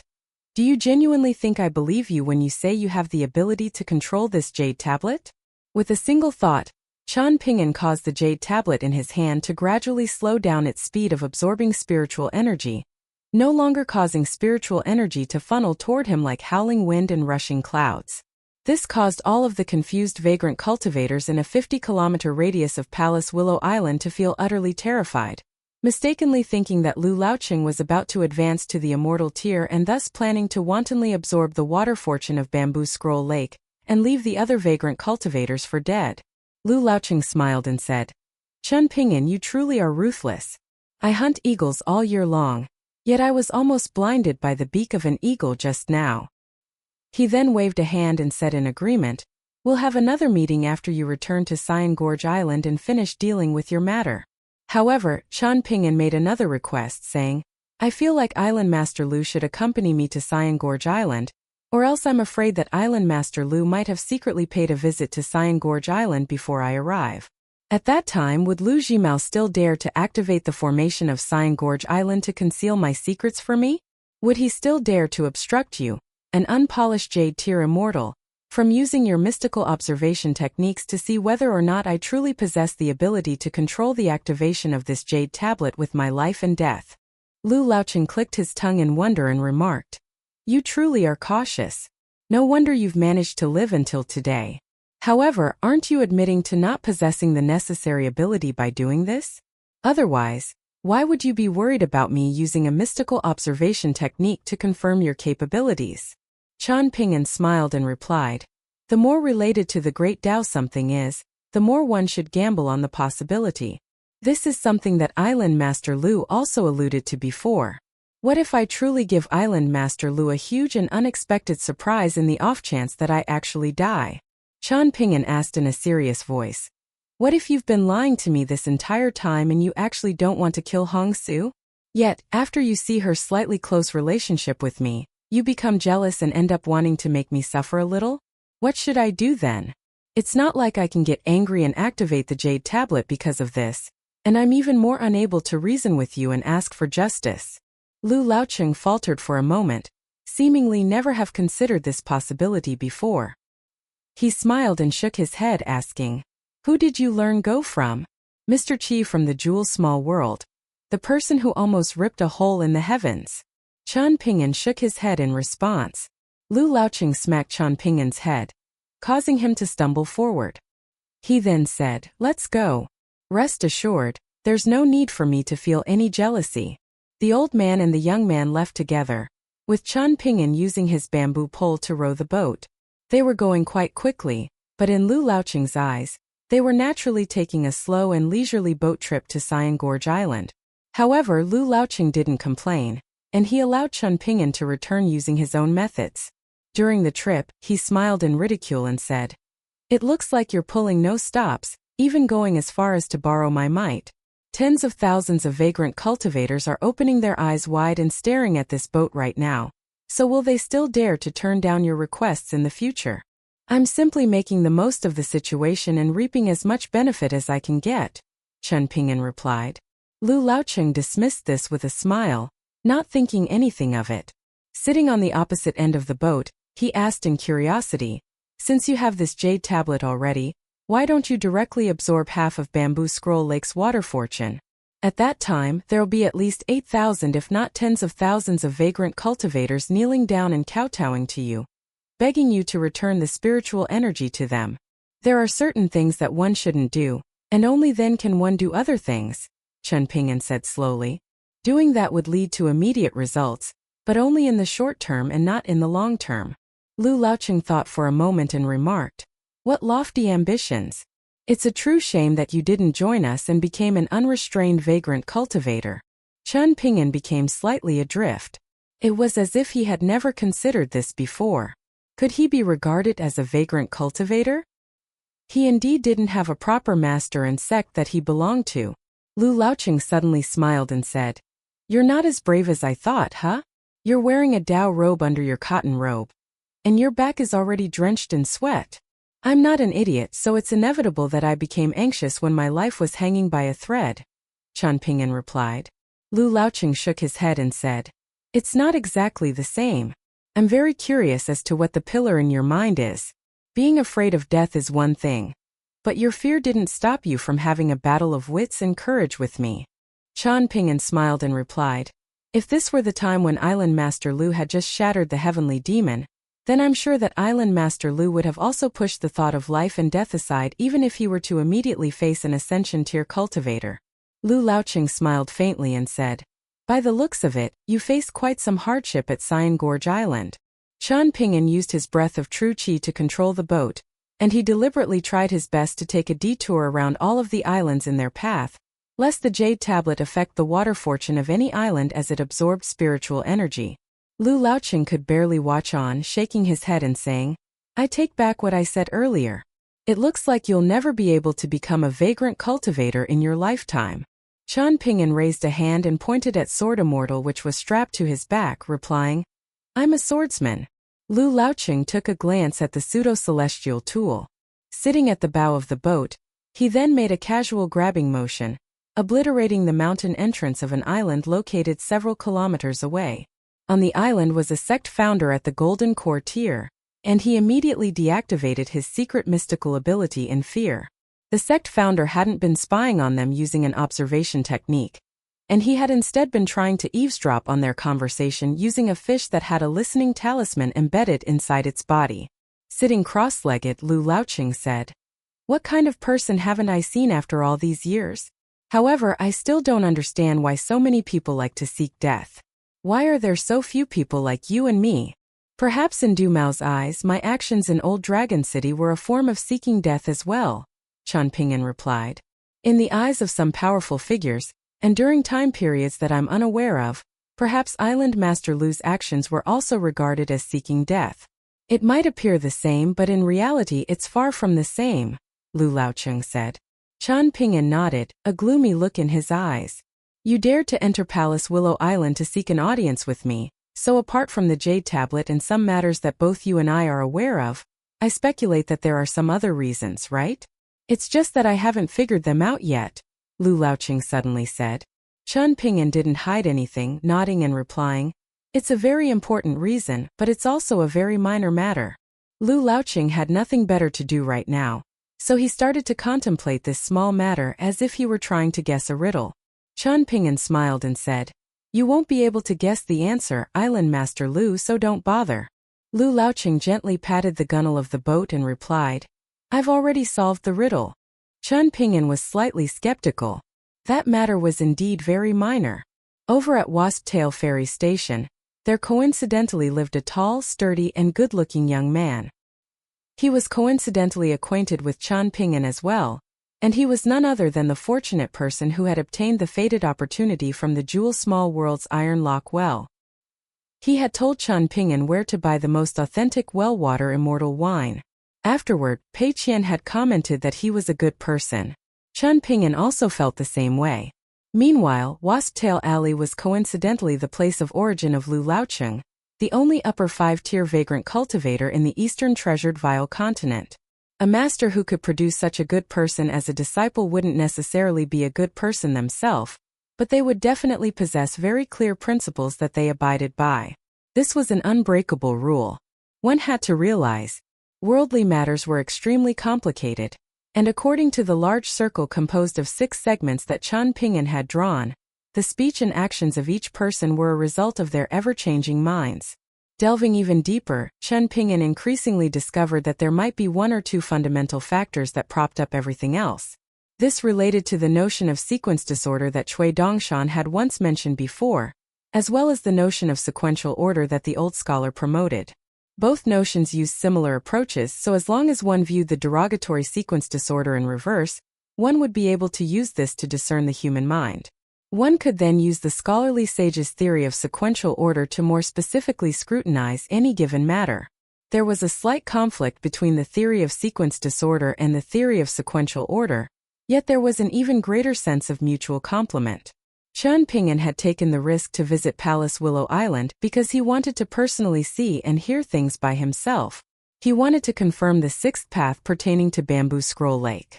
This path began with Hong Su and ended with Zhang Yun, the tall and sturdy young man who had taken the iron chain from the Iron Lock Well. The more Qian Pingyan knew, the better. Knowing more would allow him to think over more, thereby allowing him to make fewer mistakes. Cui Dongshan had once asked Qian Pingyan a question during his time at Mountain Cliff Academy. If someone used an incorrect method to achieve the correct result, would they be right or wrong?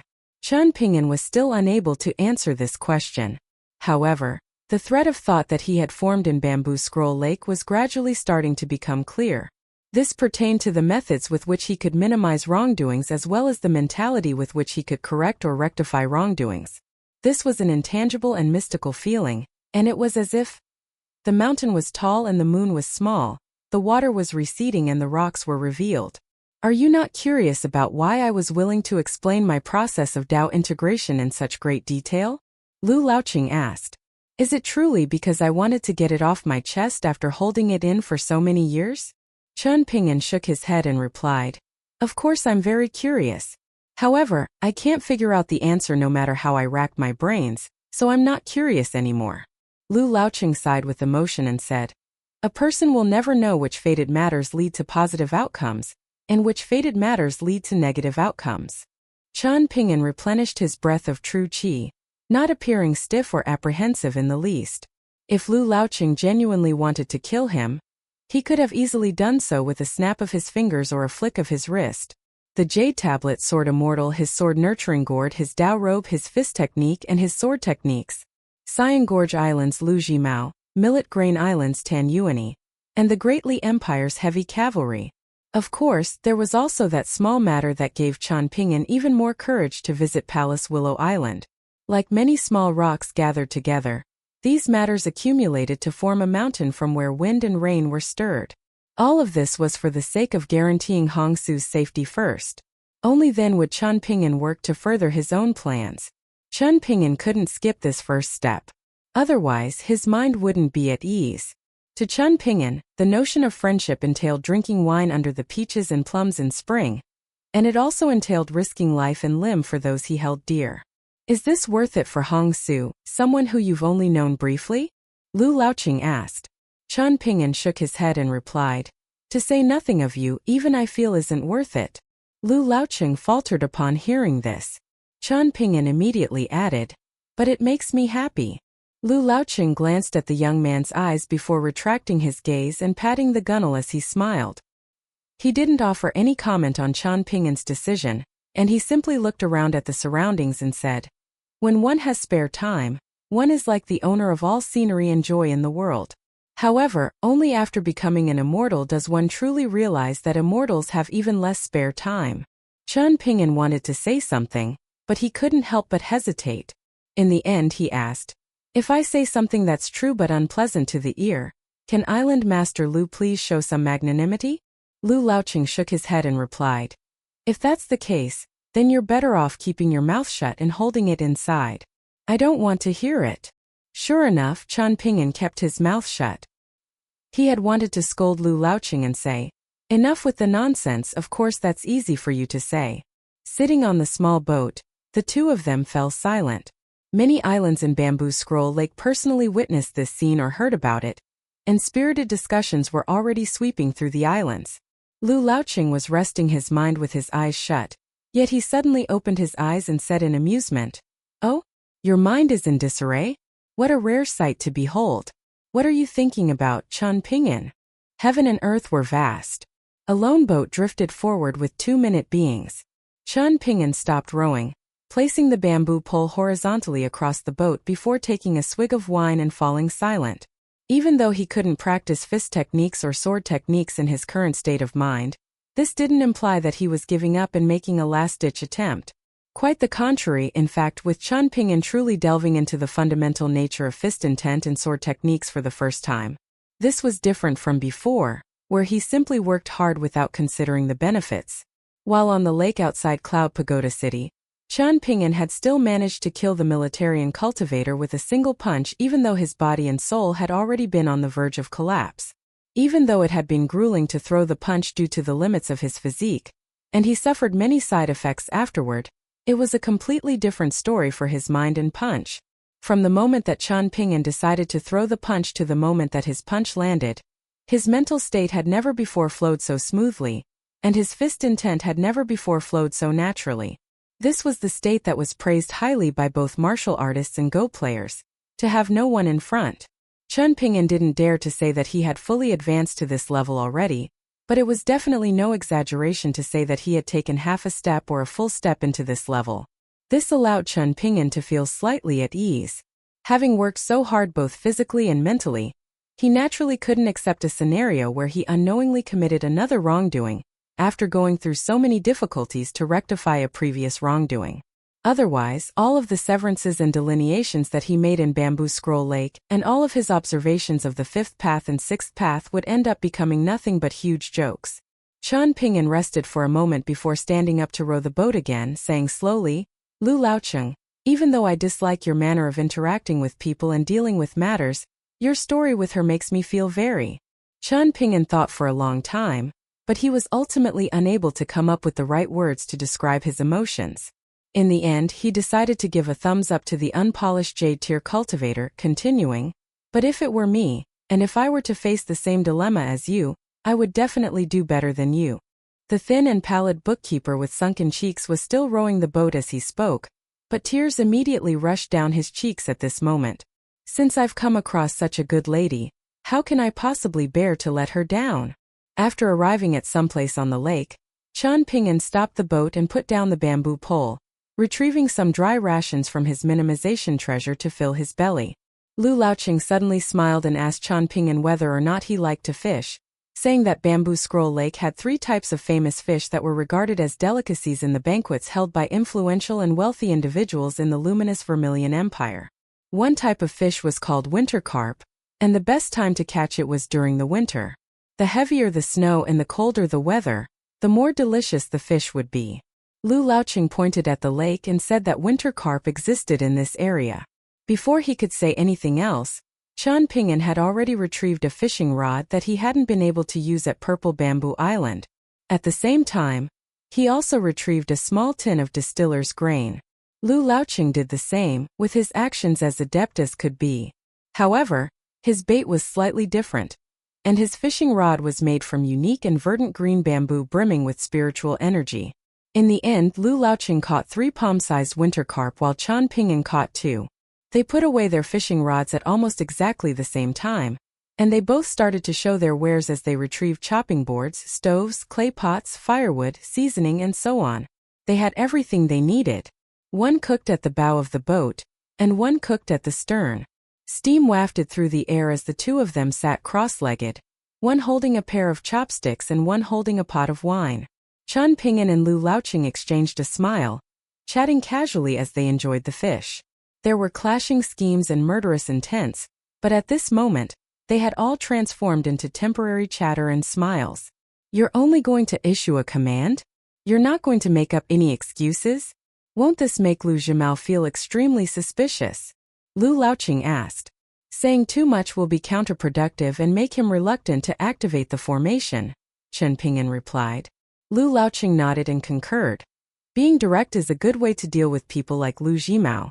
Either make them feel apprehensive or directly do away with all pretenses of geniality. We can't give them any freedom to maneuver around. Qian Ping'an's eyes lit up. Oh, what's this? You managed to gain something from my casual remark? Lu Laoqing asked with a smile. Qian Ping'an nodded and replied, in the beginning I was only roughly aware of what to do, but my understanding wasn't as clear as what Island Master Lu said just now. It's as if Island Master Lu has placed a ruler in front of me. When I dealt with people and matters in the past, I always aimed to not act in the extremes. However, Island Master Lu has taught me to do the complete opposite when I'm dealing with people like Lu Zhimao. I should continually push them toward one of the 2 extremes. Lu Laoqing nodded in acknowledgement, but he said at the same time, one should only speak 70 to 80% of their mind when conversing with others. One shouldn't reveal all of their thoughts. In any case, you and I are still enemies, so since when did we become so candid with each other? Are you perhaps misunderstanding something? Qian Ping'an rowed the boat and replied, these are 2 different matters. If we insist on dueling to the death and nothing else, then I wouldn't have needed to visit Palace Willow Island at all. At the end of the day, I hope that we can achieve a win-win situation where everyone is happy. You can still obtain those huge benefits while I can put my mind at ease. I won't fight Island Master for those benefits. Lu Laoqing slowly sipped his wine, not offering any comment on Qian Ping'an's proposal. Qian Ping'an smiled faintly and said, I indeed don't have any talent in terms of playing Go, and I'm a slow learner no matter what the subject is. Even when it comes to formation setups that have already been comprehensively analyzed and understood, I still need to mull over them for a long time. Even so, I still fail to fully comprehend their essence. It's because of this that I like to let my mind run wild, thinking about whether there's a Go board where all of the players can win. The only difference is how many benefits each person wins. Lu Laoqing shook his head and replied, don't talk to me about Go, it gives me a headache. I've never liked Go before, and a person's skill in Go has nothing to do with their ability to complete other matters. Qian Ping'an was just about to say something, most likely wanting to debate this point with Lu Laoqing. In any case, Lu Laoqing had just said that when one has spare time, one is like the owner of all scenery and joy in the world. Chun Ping'an was insisting on rowing back to Cyan Gorge Island slowly, because he wanted to better understand Lu Laoqing's disposition and thoughts. This was the case even though the success or failure of his plans would be largely dependent on loftier matters. Lu Laoqing raised a hand and instructed, "Keep your mouth shut and don't push your luck. Don't try to act like a teacher at school. You're at most a bookkeeper who's slightly better at planning and plotting.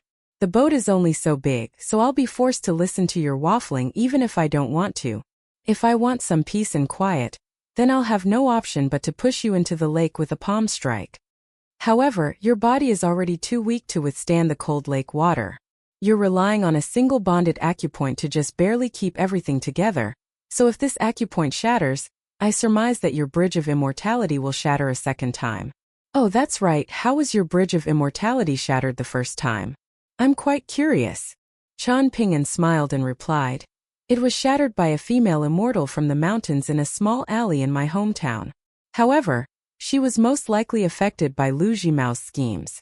That was a fairly dangerous and frightening encounter, and Lu Jimao even tampered with my mind at the time. If it weren't for our good luck, the female immortal and I would have failed to understand the true reason behind our muddle-headed battle all the way until our deaths. Apart from being extremely powerful, immortals from the mountains also like to kill people in cunning and hard-to-detect manners."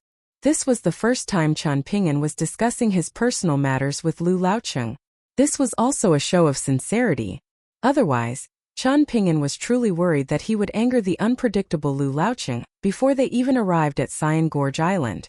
Lu Laoqing was seemingly stirred by Chun Ping'an's remark, and he explained, "Cultivators from the mountains are extremely afraid of getting tangled with the mortal world, and I probably have the most right to say this out of everyone at Bamboo Scroll Lake.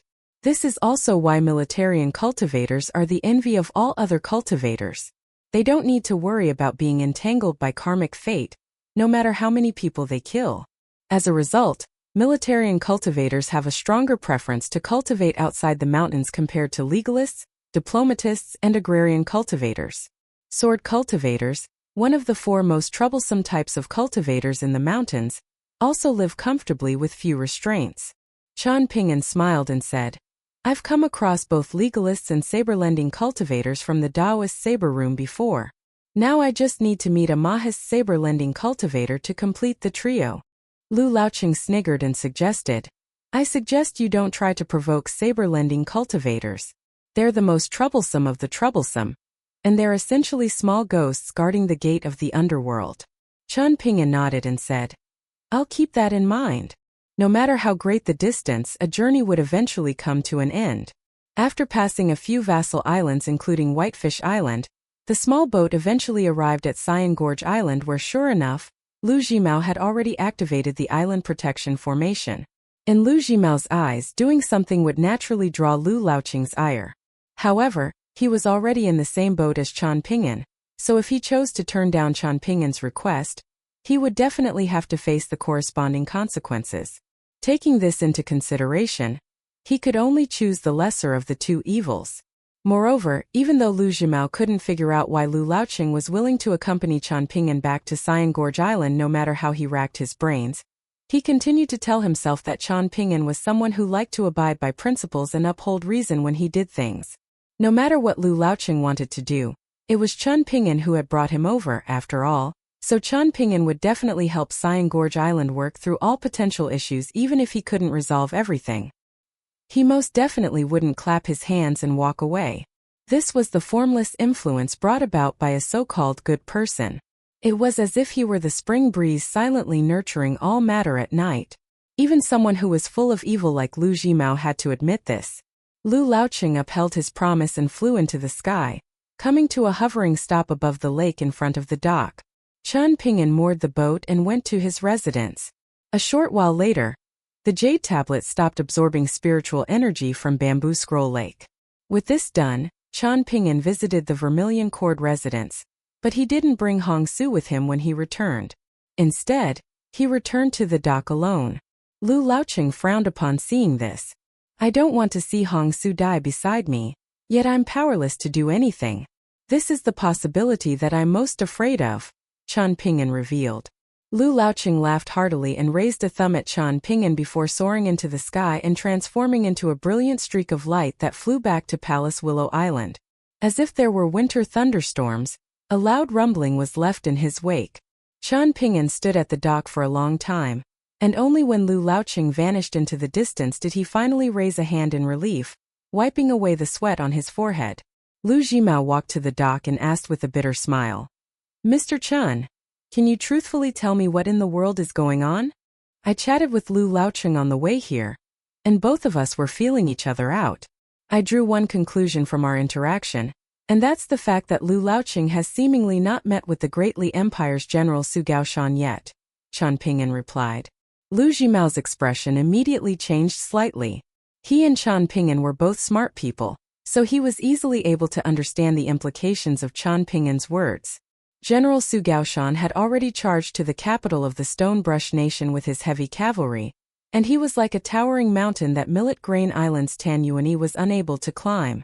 During the alliance-forming meeting between Qian Ping'an, Lu Jimao, and Tan Yuani at Hengbo residence, all of them had thought that Lu Laoqing had already made contact with Su Gaoshan, and it was due to this that he found it unworthy to discuss important matters with Tan Yuani, a head spy of the Green Ripple Pavilion. They had mistakenly assumed that Palace Willow Island had directly communicated via Su Gaoshan and received some kind of answer from the imperial court of the Great Li Empire, thus enabling it to act in such a domineering manner, completely ignoring the proposals made by Lu Jimao and Tan Yuani. If their assumptions were true, then Lu Laoqing would be enjoying a status similar to that of Su Gaoshan right now. However, it was now clear that all three of them had guessed incorrectly. They had still underestimated the upper 5-tier cultivator, with Lu Laoqing not even taking General Su Gaoshan seriously. It was without a doubt that Lu Laoqing had more powerful and more secretive contacts. Perhaps he could directly communicate with the Imperial Song clan or even Imperial Preceptor Cui Chan. Lu Jimao's smile became even more bitter as he asked, "Mr. Chan won't look at the current situation and decide to abandon Cyan Gorge Island to ally with Palace Willow Island, right?" Qian Ping'an shook his head and replied, "If I truly wanted to do that, then I wouldn't have revealed any of this information to you. In any case, Island Master Lu is extremely good at discerning things, so you definitely notice that my relationship with Lu Laoqing is only amiable on the surface. In reality, however, it's nowhere near as amiable as the vagrant cultivators in Bamboo Scroll Lake think. There was no feeling like old friends at first sight, and there was no regret at not meeting earlier. In fact, if it weren't for the jade tablet causing Lu Laoqing to feel apprehensive, there was every chance that Palace Willow Island would have become my burial ground. That puts to bed my worries. Otherwise, if Mr. Chan chose to ally with Lu Laoqing, even growing an extra pair of legs might not have been enough to help me flee from Bamboo Scroll Lake." Lu Jimao chuckled. Qian Ping'an said in a joking manner, "When spring arrives after the new year, I might leave Cyan Gorge Island more frequently and I might even venture out of Bamboo Scroll Lake. Island Master Lu doesn't need to worry about me being secretive and scheming with Tan Yuani behind your back. However, it's indeed possible that I might run across Su Gaoshan somewhere, but Island Master Lu doesn't need to feel suspicious about such an encounter either. I most likely value the alliance we formed at Hengbo residence more than you and Tan Yuani. However, let me say this first. If either of you suddenly change your mind and decide to withdraw from the alliance, then simply notify me and we can still discuss the matter. If either of you betrays your promises, however, then I'll be sure to make you regret it no matter your reason." Lu Jimao smiled bitterly and replied, "I only dare to guarantee that I'll definitely notify Mr. Chan if I back out of the alliance. As for Tan Yuani, I'll deliver this message word for word to Millet Grain Island." Qian Ping'an nodded in response.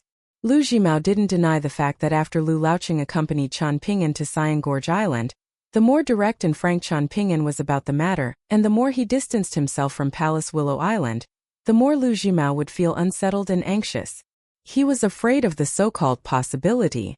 What if Qian Ping'an relied on his courage and abilities to create an extra choice for himself? What if Qian Ping'an decided to renege on his promises? What if Qian Ping'an was even more ruthless than him and Tan Yuani? One had to realize that Lu Jimao was well aware of how the arrogant small catfish had jumped into a fire pit and sealed its own doom. He was well aware of how Qian Ping'an had dealt with the matter. Lu Jimao suddenly felt a slight sense of regret. Perhaps he should have refused to entertain Qian Pingin's so-called principles and reasons? Would there eventually come a day when he finally came to the realization that he had actually walked down the same wretched path as the small catfish? Holding his hands inside opposite sleeves, Qian Pingin gazed at the lake and mountains in the distance and said with a faint smile, "Island Master Lu, you already have no other choice, so don't get distracted. Otherwise, you'll only be asking for more annoyance and headaches, not something that a nascent tier cultivator should be doing." Lu Jimao sighed with emotion and remarked, "You've jolted me awake with this single statement. I've been humbly educated by you again. You flatter me. I'm no educator or teacher, and I'm nothing more than a dejected bookkeeper who's living under someone else's whim on Cyan Gorge Island. I still need Island Master Lu to look after me and treat me kindly," Qian Pinyin said in amusement. "I occasionally get extremely sinister thoughts as well, imagining a day when Mr. Qian is mysteriously punched to death by someone. Would that perhaps make things better?" Lu Jimao jokingly replied. Likewise, Qian Pinyin said with a faint smile. Qian Pinyin returned to his room after Lu Jimao bade farewell, and he unstrapped Sword Immortal from his back and hung it on the wall, after which he took off golden sweet wine and only kept on his thick cotton robe to just barely fight back the cold. He tossed some charcoal into the small charcoal basket, setting it alight and holding it up to create some warmth as he walked around his room.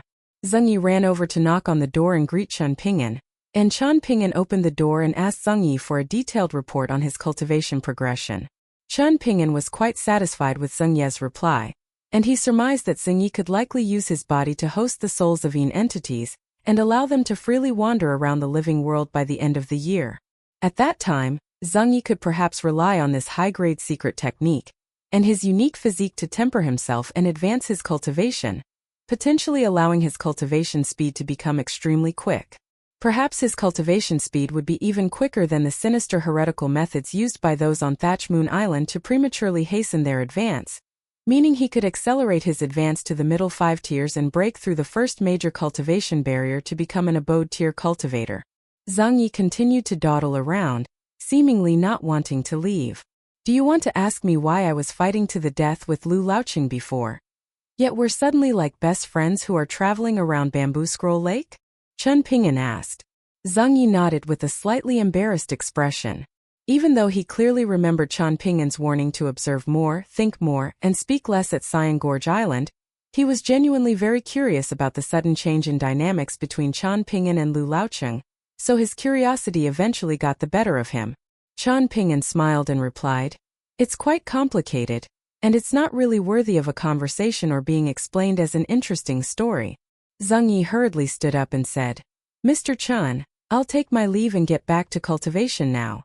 When the day comes that I can talk about this, treat me to some wine and I'll explain the events to you," Qian Pinyin replied. Zheng Yi gently closed the door, a beaming smile on his face as he peeked through the closing crack and happily said, "It's a promise, Mr. Qian." The snow was yet to melt on many islands in Bamboo Scroll Lake when heavy snow started to fall again. This was truly very strange. What was going on this year? Not long had passed, yet Bamboo Scroll Lake had already experienced 2 consecutive bouts of heavy snowfall that were once-in-several-decade events. However, no one was unhappy about this as it signified that Bamboo Scroll Lake, which was already brimming with spiritual energy, was able to capture even more spiritual energy. This was called being blessed with a meal by the heavens. Everyone became abuzz over the past few days, with almost all of the cultivators talking about the bookkeeper from Cyan Gorge Island. Even Pondwater City, Cloud Pagoda City, and the 2 other large cities by the lakeside were no exception. Yu Gui voluntarily visited the entrance of Cyan Gorge Island for the first time, going to Qian Pingin's residence for a while, and completing a small transaction while he was at it. He sold Qian Pinyin a high-grade spirit tool for a low price, one that was only a smidge away from becoming a legitimate immortal tool. The effects of this spirit tool were similar to that of the Hall of the Underworld, and it was a small pagoda crafted according to the design of White Emperor City's colored glazed pagoda. Even though there were few rooms for ghosts and entities to stay in, with only 12 in total, which was far fewer than the Hall of the Underworld from Cyan Gorge Island's secret treasure chamber, the quality of each room was higher. The replica colored glazed pagoda was more than enough to house and nurture ghosts and entities, and it wouldn't have any issues even with the soul-summoning generals meticulously raised by the ghost cultivators in the Vermilion Court residence. Chen Ping'an felt slightly exasperated. This was indeed a very impressive treasure, but his lack of money right now meant that he could only take out a loan and become indebted to Crescent Moon Island. Yu Gui was amused upon hearing this, and he joked that Mr. Chen was unjustly going as far as to borrow money for something that he was selling for so cheap. Was Mr. Chen truly not embarrassed about this? Chen Ping'an smiled and replied that he wasn't embarrassed at all, and there was clearly no need to be overly polite with Island Master Yu. Yu Gui became even more amused, but having a good relationship was one matter, while engaging in transactions was another matter altogether. Zhang Yi smiled and nodded in agreement, yet he wasn't willing to lend money to Chen Ping'an to pay for the replica-colored glazed pagoda. After all, Chen Ping'an already owed Cyan Gorge Island a hefty sum of money. However, Zhang Yi was willing to write an IOU for Chen Ping'an, and only then did Yu Gui become satisfied, also taking this opportunity to extend an invitation to Zhang Yi, saying that he could visit Crescent Moon Island whenever he was free. Zhang Yi nodded and agreed to visit in the future, and he didn't appear forced at all as he directly agreed on a time with Yu Gui. In the end, Chen Ping'an appeared like an outsider listening to their conversation. The island master of Purple Bamboo Island was filled with joy as he arrived on a spirit tool boat and offered Mr. Chen 3 large baskets of ancestor-grade purple bamboo, and he appeared more delighted to be giving rather than receiving. After he arrived at Chen Ping'an's residence, he only stayed for a cup of hot water before taking his leave. Chen Ping'an saw him off all the way to the dock, cupping his fists in farewell. As if in tacit understanding, many other island masters who had refused to allow Chen Ping'an onto their islands or had refused to grant him an audience all started to visit his residence on Cyan Gorge Island. The heavy snow finally stopped. When noon arrived, Lu Jimao made his way to Chen Ping'an's residence and knocked on the door. There was a look of exhaustion on Chen Ping'an's face as he walked out with his charcoal basket. The two of them left for a walk. Lu Jimao appeared to be taking slight pleasure in Chen Ping'an's misfortune as he asked, "Do you want me to step in and turn away all of your visitors? I can make up any excuse I want. For example, I can say that Cyan Gorge Island is temporarily closed." Chen Ping'an shook his head and replied, "There's no need. I'm finding joy in the suffering, and I'm finding pleasure in going through this process. Interacting with these island masters is actually able to teach me many things. However, it's truly tiring, and making polite small talk with other people has always been the biggest weakness of mine. In this sense, I can work on my weaknesses and treat this as a way to cultivate my conduct in the world. In reality, everyone needs to experience something one day." Lu Jimao chuckled. "When you have your own force in the future, you'll need to expend even more mental and physical energy to look after all facets of the force. So familiarizing yourself with this earlier is indeed a good thing." Chen Ping'an and Lu Jimao were already quite some distance from the island entrance when the latter glanced back and couldn't help but chuckle. "Chen Ping'an, your auntie has left the Spring Courtyard Mansion and is making her way over here to look for you. If I remember correctly, this is her first time visiting you after you moved out of the Spring Courtyard Mansion, so should we head back now?" Chen Ping'an shook his head and replied, "Let's walk for a while longer." Lu Jimao nodded and said, "If you were truly as cold-hearted as many of us cultivators, would there still be any need for you to consider all of these cunning schemes?" Warming his hands with the charcoal basket, Chen Ping'an smiled and replied, "I'll strive to have things end on a good note. Even if the relationship between us has already dwindled and disappeared, I still hope that she can live a better life in the future. Some people might want to do good in relation to some trivial matters, but regardless of whether it's a house in an impoverished alley, an extravagant mansion, or a powerful force like Cyan Gorge Island, being a good person can sometimes be very difficult," Lu Jimao said.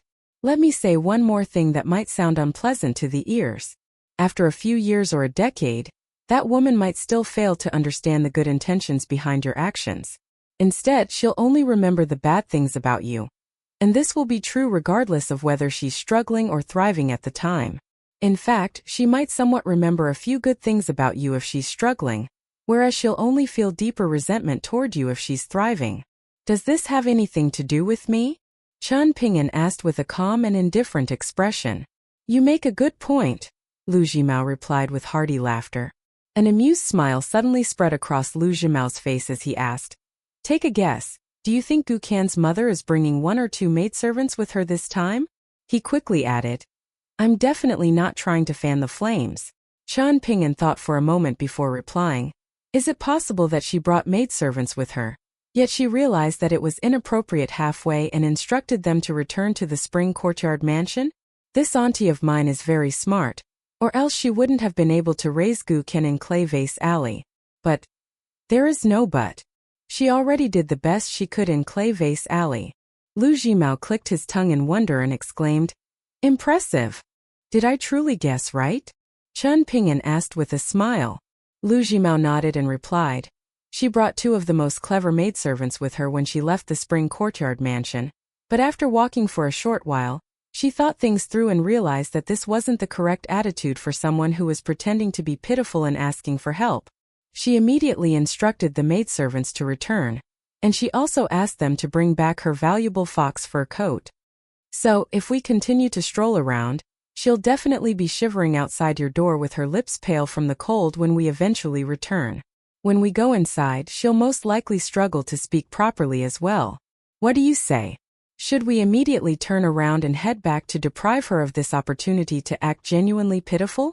Let's go back, Chen Ping'an replied in helplessness.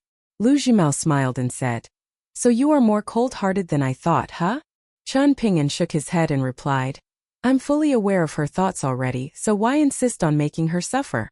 Being petty is completely pointless.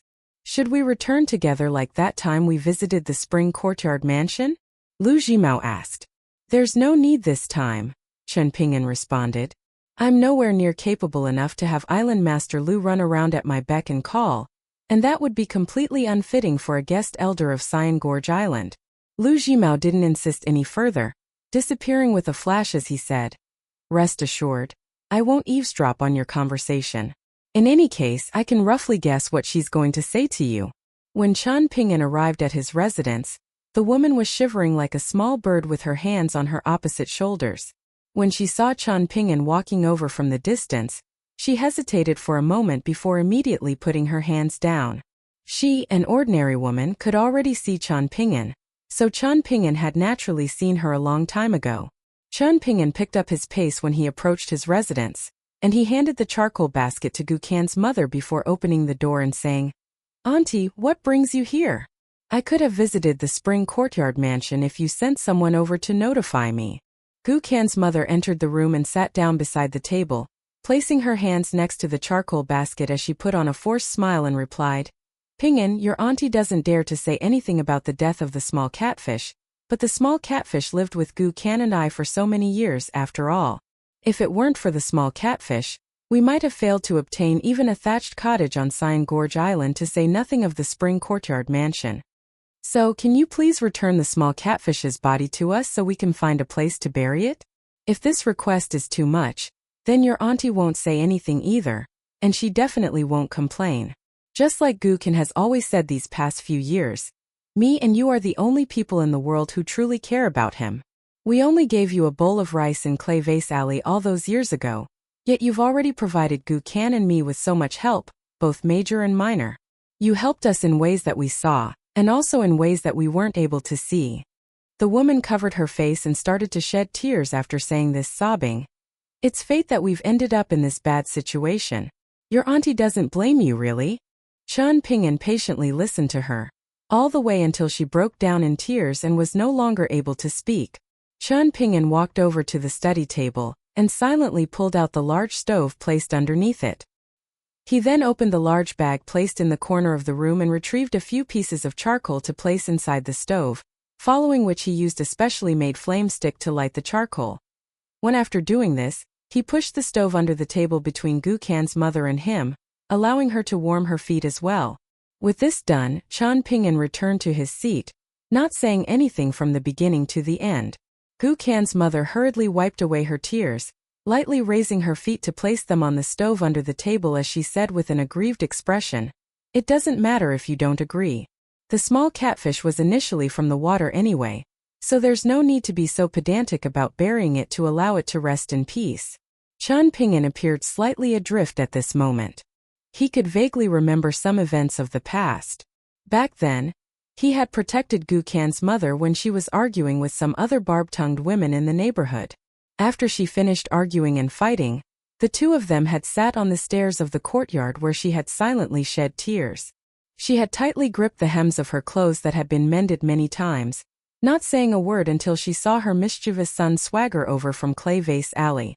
She had hurriedly turned around and wiped away her tears before straightening her clothes and fixing her hair. Even now, Chan Ping'an still felt like the auntie from back then was the best mother that Gu Kan could ask for. Ping'an, I heard that you visited Palace Willow Island and had a meeting with Lu Laoqing not long ago? Was it dangerous? She asked in a quiet voice. Chan Ping'an clenched his hands into fists and lightly placed them on his knees. He no longer felt emotions of extreme sadness or anguish, and all that remained was exasperation and helplessness. Being able to see fish in deep ponds was an inauspicious sign.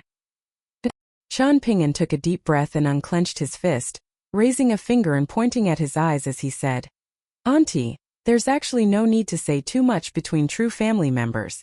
Everything is communicated through here. I saw with my own eyes when Auntie opened the courtyard door and gave me a bowl of rice all those years ago. After the arguments in the small alley, I saw with my own eyes when Auntie gestured to me to keep things a secret from Gu Kan, preventing him from knowing about his mom's troubles and not making him feel anxious or scared. Gu Kan's mother wanted to say something, but she couldn't help but hesitate. Under the table, her hands were tightly gripping the bamboo handles of the small charcoal basket. There was something else that Chan Ping'an really wanted to tell her. Auntie, you're most likely unaware of this, but I already knew that you wanted to kill me for the sake of that small catfish when we were in Clay Vase Alley. You dearly hoped that Lu Jimao's schemes would leave me dead.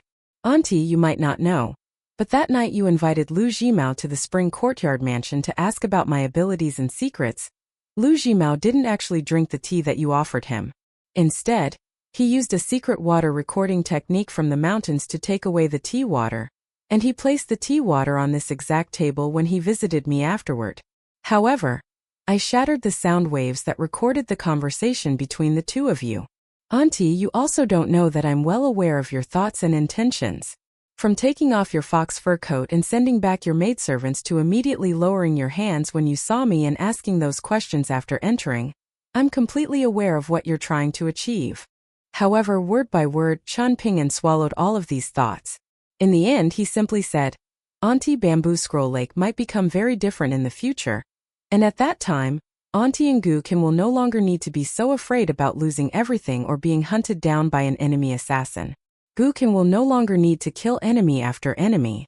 When that day truly arrives, I hope Auntie can do her best to stay at the Spring Courtyard Mansion. Gu Kan's mother nodded lightly in response. Chan Ping'an looked at her and said slowly, Bamboo Scroll Lake will become very different, and when that time truly comes, I hope Auntie can show an abundance of caution like she did when moving from Clay Vase Alley to Cyan Gorge Island. Auntie can observe more and see how she can help Gu Kan grow the Spring Courtyard Mansion even more. Since everything is for the sake of Gu Kan, and you've already endured so many hardships in Clay Vase Alley and during the first 3 years at Cyan Gorge Island, I'm sure Auntie can endure a bit more, right? There will eventually come a day when things change for the better. Just like how you raised Gu Kan back then, what he ate and wore was never worse than any of the neighborhood children. And again, just like how you went from your ancestral residence in Clay Vase Alley to the Spring Courtyard Mansion, perhaps you might even obtain an entire island for yourself in the future, not just a larger residence like the Hengbo residence. Gu Kan's mother nodded earnestly, with her tear-filled eyes slightly red and puffy. Chan Ping'an didn't say anything else.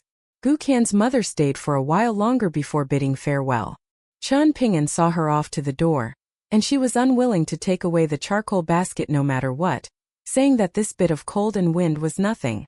She had endured all kinds of hardships in Clay Vase Alley before, so she had already become accustomed to these kinds of things long ago. Chan Ping'an watched her disappear into the distance before returning inside. Gu Kan's mother walked forward with difficulty, yet she didn't utter a single word of complaint. She immediately put on a stern expression when she neared the Spring Courtyard Mansion, but she soon started to smile when a maidservant quickly ran out. Chan Ping'an was slightly dazed as he sat at the table murmuring, "There's no use, right, Chan Ping'an?" He massaged his cheeks and said, "Then I should do something useful." Chan Ping'an bent down and lowered his head, shuffling the stove closer to himself and placing his feet on it. With the charcoal basket still in his hands, he leaned down on the table and dazedly took a nap. He was half asleep and half awake, and it was as if he had gone back in time and returned to his hometown. Dogs barking outside the firewood shed at midnight, the bawling of children disturbing people's sweet dreams, and the loud ironing of clothes by hunchbacked elders using wooden sticks. Many people would find these sounds annoying. Qian Ping'an had felt the same way when he was still at Clay Vase Alley, and he was given no option but to endure it. However, these were all trivial matters at the end of the day. They only became increasingly trivial as time went on, and thinking back to it now, Qian Ping'an actually felt a slight sense of nostalgia. There was a crack as the charcoal basket fell to the floor, waking Qian Ping'an from his hazy nap. He picked up the charcoal basket and placed it beside the chair. He then went to sleep. It was already late at night when he woke up to the sound of someone knocking on his door. Qian Ping'an walked over to open the door, and he almost couldn't stop himself from launching a torrent of abuse. The person standing in front of him was surprisingly Lu Chongrun, the island master of Bejeweled Hairpin Island. Qian Ping'an opened the door, yet he didn't step aside to let Lu Chongrun in. Lu Chongrun raised an eyebrow and said, "What's this? You're not even going to let me enter. If I let you enter, then how will I go to the Vermilion Court residence and face Ma Yunji in the future?" Qian Ping'an retorted. Lu Chongrun waved around the porcelain bottle in her hand and replied, "Do you want to discuss something this important at the door?" Qian Ping'an frowned and asked, "Are you doing this on purpose?" Lu Chongrun smiled widely and nodded in reply. There was helplessness in Qian Ping'an's voice as he asked, "Just what in the world are you thinking, Island Master Lu? This isn't a reasonable way to do business, okay? Don't try to speak reason with women," Lu Chongrun replied with a smile. Qian Ping'an faltered for a moment before conceding with a bitter smile, "That's a reasonable assessment." He stepped aside and let Lu Chongrun into his room, but he didn't dare to close the door. However, Lu Chongrun raised a foot and kicked backward, causing the door to slam shut. Lu Chongrun lowered her head and glanced at the large bluestone slab before looking at the bookcase in the corner of the room, and the 6 lengths of purple bamboo that were split in half lengthwise leaning diagonally against the well. In the end, she turned her attention back to the bluestone slab and asked, "Mr. Chun is hiding here all day long to muck around with these eerie things?" Qian Ping'an nodded in response. Lu Chongrun walked over to the table and glanced down at the stove, commenting, "What a rare item." Qian Ping'an smiled and said, "If the common people see the extravagant treasures owned by wealthy people like you, they'll feel like those treasures are even rarer." Lu Chongrun was a golden core tier earth immortal who was purposely appearing weaker to everyone else in Bamboo Scroll Lake. And after sitting down, she placed her feet beside the stove and exclaimed, "Oh, it's actually quite warm. I'll also place one in the treasure light pagoda when I get back." "Have you made up your mind, Island Master Lu?" Qian Ping'an asked. Lu Chongrun was still looking around in curiosity as she replied in a casual voice, "I've made up my mind. You're a bookkeeper who even Lu Laoqing personally escorted around, so how could I dare to make you wait? Wouldn't that be seeking death? We might have to put aside this transaction between us for the moment," Qian Ping'an replied. "Qian Ping'an, are you messing around with me?"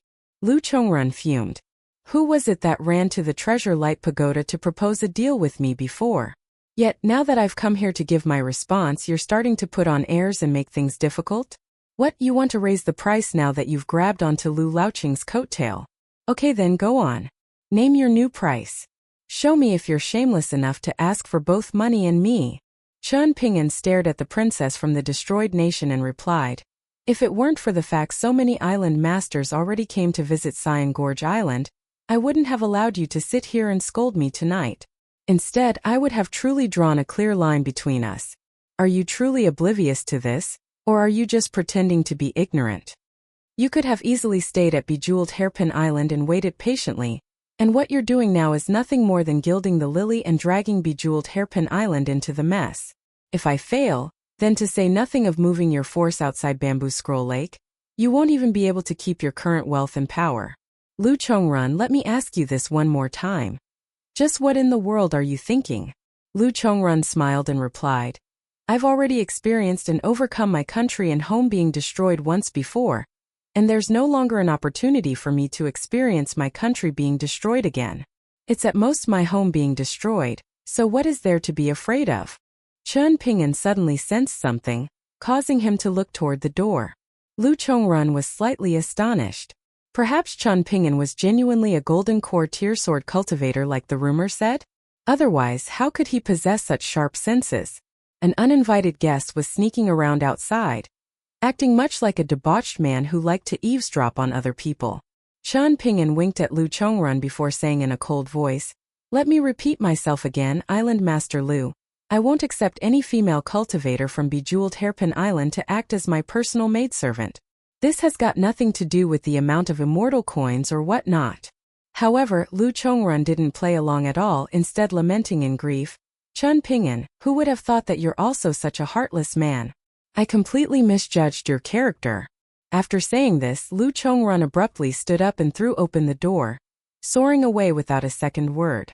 Chen Ping'an looked on with a dazed expression. He summoned his courage and stood up, walking over to the doorway where the ghost cultivator, Ma Yuanji, quickly walked over with a giddy smile. Chen Ping'an was just about to explain the situation when Ma Yuanji surprisingly patted him on the shoulder with a delighted smile, saying, "There's no need to explain anything, I'm already aware of the situation. The princess was purposely trying to anger me and make me feel jealous. Chen Ping'an, I owe you one for this. You'll be the biggest contributor when the princess and I become Dao partners in the future." Ma Yuanji rubbed his hands together, laughing heartily as he walked away. Chen Ping'an was transfixed to the spot, murmuring to himself, "Will that really work?" He couldn't help but click his tongue in wonder. Walking over to the dock and squatting down, Chen Ping'an made a snowball and pondered for a moment before deciding to build a snowman. After using a few scraps of charcoal for the snowman's nose and eyes, he clapped his hands for a job well done. After thinking for a bit, Chen Ping'an decided to build another snowman beside the first, one that was slightly more slender. Only then did he feel satisfied. In the past, Chen Ping'an had been truly clueless about romantic relationships between men and women, only doing whatever came to his mind. Even his 2 long journeys and his trip through 300 years in the lotus flower-blessed land didn't help, instead making him feel even more confused. This was especially the case regarding the lotus flower-blessed land's Zhou Fei, who was actually the Jade Tablet sex Jiang Shangzhen. Chen Ping'an couldn't understand Zhou Fei's situation no matter how he thought about it. Why were so many talented women in the lotus flower-blessed land willing to go to the Springtide Palace and loyally serve such a man? Not only that, but their feelings for him were actually genuine. Right now, he was finally able to understand this a little. This was similar to grasping one key skill that allowed one to grasp all other skills. If someone were unreasonable, yet they were also powerful enough to suppress and bully all other people, then those close to the person would instead feel very safe and at ease. There were many such people. In the mortal world, in the imperial court, in the cultivation world, inside and outside the mountains, in the past and in the future. The Springtide Palace's Zhou Fei was notorious in the cultivation world of the lotus flower-blessed land. So how had he managed to win the hearts of so many talented women? This was one of the reasons. People both loathed and worshipped powerful individuals. This was a fundamental part of human nature. This wasn't to say that all of the women in the world were the same. Rather, focusing specifically on the women who were in the Springtide Palace, it was as if there were an intangible and continuous echo in the depths of their minds, an enchanting echo that sounded like the most sincere mantras of monks and the most persuasive arguments of Confucius scholars. This echo continued to tell them that if they wholeheartedly handed themselves over to Zhou Fei, he could actually obtain more possibilities for them in the future. In reality, this was indeed true in the lotus flower-blessed land where the ceiling of martial arts was very low. Their decisions were indeed correct. In fact, even if the lotus flower-blessed land's Springtide Palace were relocated to the Parasol Leaf continent, and even if Zhou Fei was now Jiang Shangzhen, this phenomenon still held true. Of course, this was unless Jiang Shangzhen offended someone like Du Mao or Zui Yu. This was similar to how Gu Qian's words and actions were able to completely convince the young boy himself and even those around him. Gu Qian's principles were flawless in his own eyes, so even Chen Ping'an, someone whom Gu Qian held so dear, was unable to persuade him otherwise. This was until Gu Qian and Tan Shui came across Palace Willow Island's Lu Laocheng. If someone didn't like to speak reason, then perhaps they could enjoy a very carefree and satisfying life within the confines of certain rules. However, the pursuit of the Great Tao was an endless journey. So there would eventually come a day when they would come across someone even more powerful, so powerful that they could easily kill them with a single punch. In this sense, Chen Ping'an's encounter with Du Mao was partly coincidental and partly inevitable. On the other hand, Gu Qian's encounter with Lu Laoqing was wholly inevitable. However, Lu Laoqing had appeared earlier than expected, so early that Chen Ping'an was completely caught off guard. No matter what, just like Lu Laoqing had said on the boat, no one knew whether their fate with others would be good or bad, regardless of whether they themselves were good or bad. If Gu Qian's encounter with Lu Laoqing were viewed as inevitable, then what about Chen Ping'an's dilemma in Bamboo Scroll Lake? Chen Ping'an had come to Bamboo Scroll Lake and completely trapped himself in an unsolvable situation, bringing hardship unto himself when he didn't need to. Was this not inevitable as well? It was one and the same. In fact, this was only one of many inevitabilities that would continue to appear in the future, each different and unique in its own way. These inevitabilities were quietly waiting for Chen Ping'an to discover them, some good and some bad. This aligned with the Taoist sect's so-called notion of fortune and calamity not being predetermined, but instead being summoned by one's actions. However, pertaining to the complex matter of speaking reason or not speaking reason, it was only recently that Chen Ping'an had come to a realization. He had finally understood something when he had stopped his boat in the middle of the lake and tapped his bowl with chopsticks before getting full with cold wind. That was, the most interesting thing in the majestic world was that the most powerful individuals were the paramount sage and the etiquette sage, and the two of them were coincidentally also the best at speaking principles and reason in the world. Chen Ping'an was deeply disappointed in the human heart after arriving at Bamboo Scroll Lake, and a small flicker of hope was rekindled in his heart afterward. However, ignoring all these matters, it was at that specific instant that Chen Ping'an suddenly started to somewhat world. He thought to himself that if he managed to visit the northern complete reed continent Stalactite Mountain, and the Sword Chi Great Wall in the future, then he definitely needed to visit the Middle Earth Divine Continent in the future as well. Afterward, he would visit the scholarly sage and discuss with him his experiences and hardships over the past few years. When that time came, he would definitely accompany the old scholar for some wine, no longer making him feel lonely as he drank by himself. In fact, he would even muster the courage to ask the old scholar if he could meet with the two even older scholars. Of course, he could wait until the two sages had spare time. A smile spread across the face of the young bookkeeper as he thought about these seemingly wanton and impolite matters. What difference would it make whether the world was good or bad? Was this very important? Yes, it was indeed very important. However, was it of paramount importance? Not necessarily. It was already late at night when Chen Ping'an squatted down to look at the two snowmen who were standing side by side, a dazzling smile on his face. He then made a face at them and asked, "Am I right, Mr. Chen and Miss Ning? Huh? Why aren't you replying? Stop being so lovey-dovey with each other, okay? I know how much you guys like each other." The year was drawing to a close, and the new year was just around the corner. However, it was at this time that the bookkeeper of Cyan Gorge Island left with a tall and sturdy young boy called Zheng Yi, embarking on his third distant journey. Moreover, he directly left Bamboo Scroll Lake and exited through the southern border pass of the Stonebrush Nation, continuing to travel north. On this day, he stayed the night in a Taoist enforcer temple. The cold was biting when the snow finally started to melt. They could either walk along the muddy official roads or the small and quiet roads that were blanketed in snow that were crunchy underfoot. According to the estimations of several Earth immortals in Bamboo Scroll Lake, the region would receive an even heavier bout of snowfall before the end of the year. Apart from Bamboo Scroll Lake, that 1 in 100-year snowfall would also cover the Stonebrush Nation as well as several other vassal states of the luminous Vermilion Empire. The vagrant cultivators from Bamboo Scroll Lake were naturally happy to see this, while the vassal states of the luminous Vermilion Empire were most likely going to suffer. However, it was anyone's guess whether the 3 bouts of heavy snowfall would slow down the southward march of the Greatly Empire's heavy cavalry, and therefore win some time for the luminous Vermilion Empire that was employing a scorched earth policy for the first time since its founding. 1. In any case, the unstoppable trend of the world was seemingly of little consequence to the ordinary lives of cultivators in the mountains. After all, the world could be separated into those in the mountains and those outside the mountains. After deciding to stay the night in the Taoist enforcer temple, Zhang Yi went outside to collect some firewood before lighting up a small campfire. Qian Ping'an was still wearing a thick cotton robe just like he had on Cyan Gorge Island.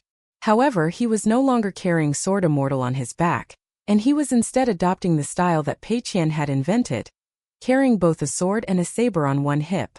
The saber was one that he had crafted from bamboo, while the sword was the great replica Chu Huang that he had purchased from Ape Crying Street. Qian Ping'an ate some dry rations.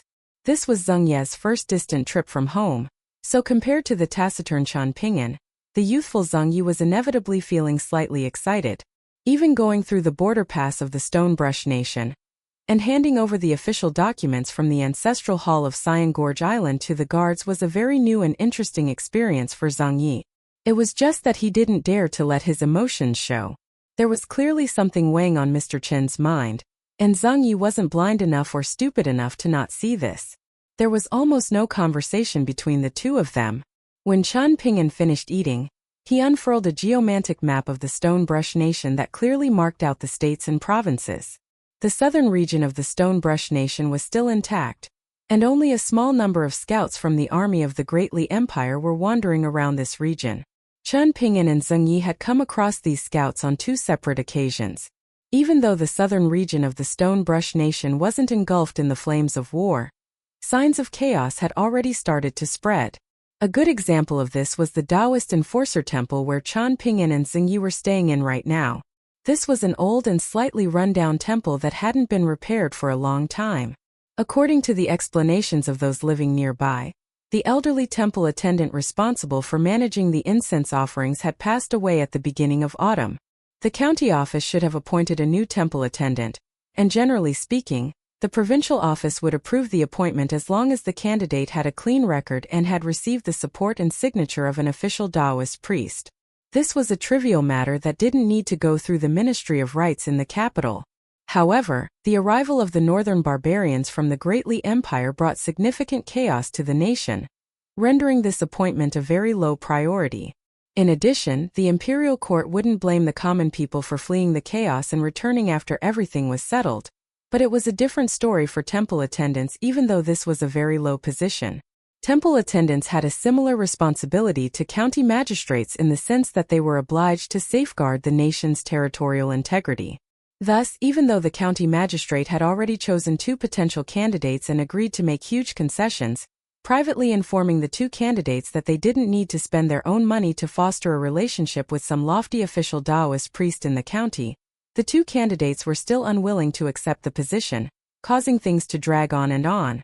Once the northern barbarians who had already surrounded the capital of the Stonebrush Nation could spare some manpower and march further south, it was very likely that the Taoist Enforcer Temple, which was already lacking in worshippers, would enjoy almost no incense offerings anymore.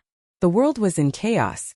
The common people could barely look after themselves right now, so would they have any spare time or effort to visit a temple to offer incense? Only after they had enough to eat would they consider whether the clay statues of gods and deities in the temples had enough to eat. This was human nature.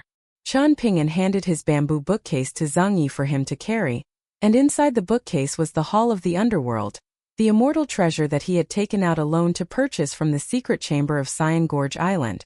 As for Yu Gui visiting Cyan Gorge Island afterward and voluntarily selling the imitation-colored glazed pagoda, a high-grade spirit tool, to Qian Ping'an, this treasure was temporarily placed in Qian Ping'an's minimization treasure right now.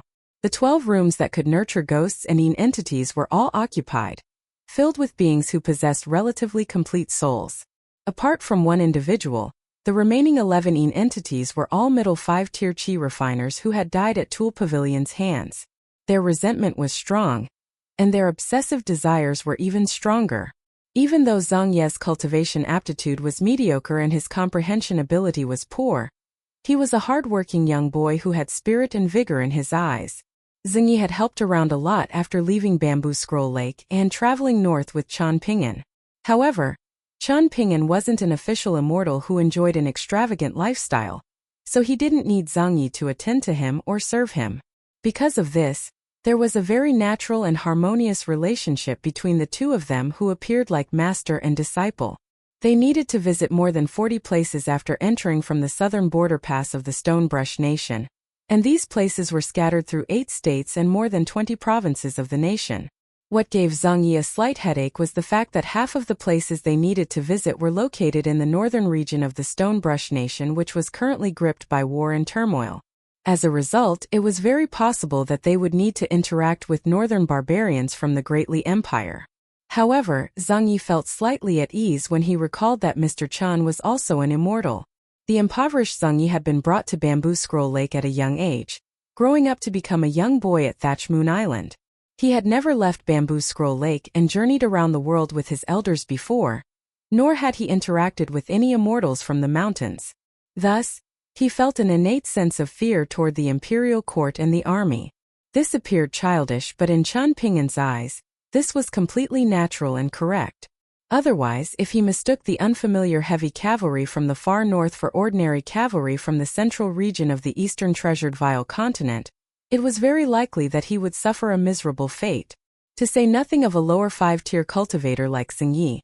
Even a powerful golden core tier earth immortal, who enjoyed a paramount status in the Stonebrush Nation, would suffer severe consequences if they entered a conflict with the heavy cavalry of the Great Li Empire.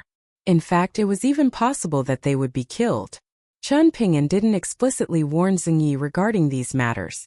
Many principles appeared simple and crude on the surface, yet it wasn't until one personally experienced them that one would gain a deep appreciation for them. At the very least, one needed to personally witness and hear these principles in action. Zhang Yi started to cultivate using the secret immortal technique that Mr. Chan taught him, performing breathing meditation and relying on hard work to make up for his shortcomings. The more impoverished the background of a vagrant cultivator, the more they were able to cherish these hard-won fated opportunities.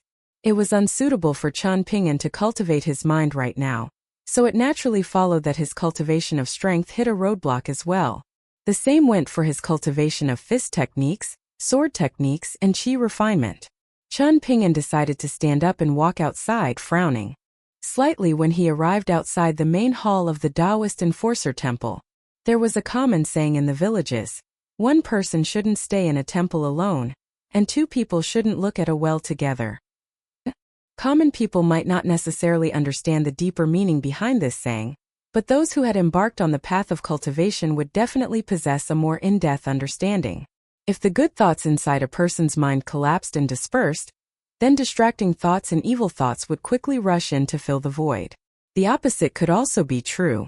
The same principle could roughly apply to Buddhist temples and Taoist temples as well, places that should have enjoyed abundant incense offerings. Ghosts and fiends would respect and fear these temples guarded by deities and rules when there were abundant incense offerings. Yet when the incense offerings dwindled and the spiritual energy thinned, ghosts and entities would gradually gain the courage to covet and pry on these temples. This was the reason why so many notes and journals written by traveling literati recorded the myriad of strange and eerie events that took place at rundown temples. Chen Ping'an had once encountered a fox spirit in a dilapidated temple located between the Colorful Garment Nation and the Watercombing Nation. There was both a meeting and parting that time. Chen Ping'an lowered his head and gently exhaled some hazy white mist into his hands before rubbing his palms together to keep them warm. After thinking for a moment, he closed the door to avoid disturbing Zhang Yi as he cultivated. Zhang Yi's mind was pure and simple, but he wasn't resilient enough when it came to cultivation. He was very easily distracted, so he would have no option but to start again if his refinement of spiritual energy and nurturing of acupoints was prematurely interrupted tonight. Once or twice would be okay, but if Zhang Yi were interrupted time and time again, it was possible that an intangible and detrimental path would form in his mind, one that he couldn't detect at all.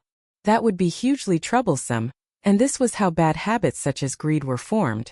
They seemed to appear suddenly and naturally, yet to the keen observer, there would have been signs from very long ago. Thus, it was necessary for Chen Ping'an to put in more time and effort to look after Zhang Yi as he embarked on the first steps of cultivation. Even though they weren't master and disciple, Chen Ping'an appeared very much like a Tao guardian at this moment. Chen Ping'an couldn't help but chuckle in speechlessness as he thought about this.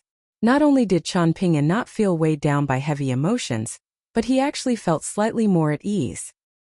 He was most probably reminded of some happy events from the past, causing his slight frown to subconsciously relax and disappear.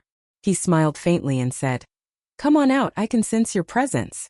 Even though the lack of incense offerings in this Taoist enforcer hall has caused one of the avatars of that golden Tao manifestation to fall into a slumber for many years, rendering the remnant divinity of the Taoist enforcer unable to manifest itself and protect the fortune of this area, the absence of grudges between your two parties should mean that neither side should interfere with the other.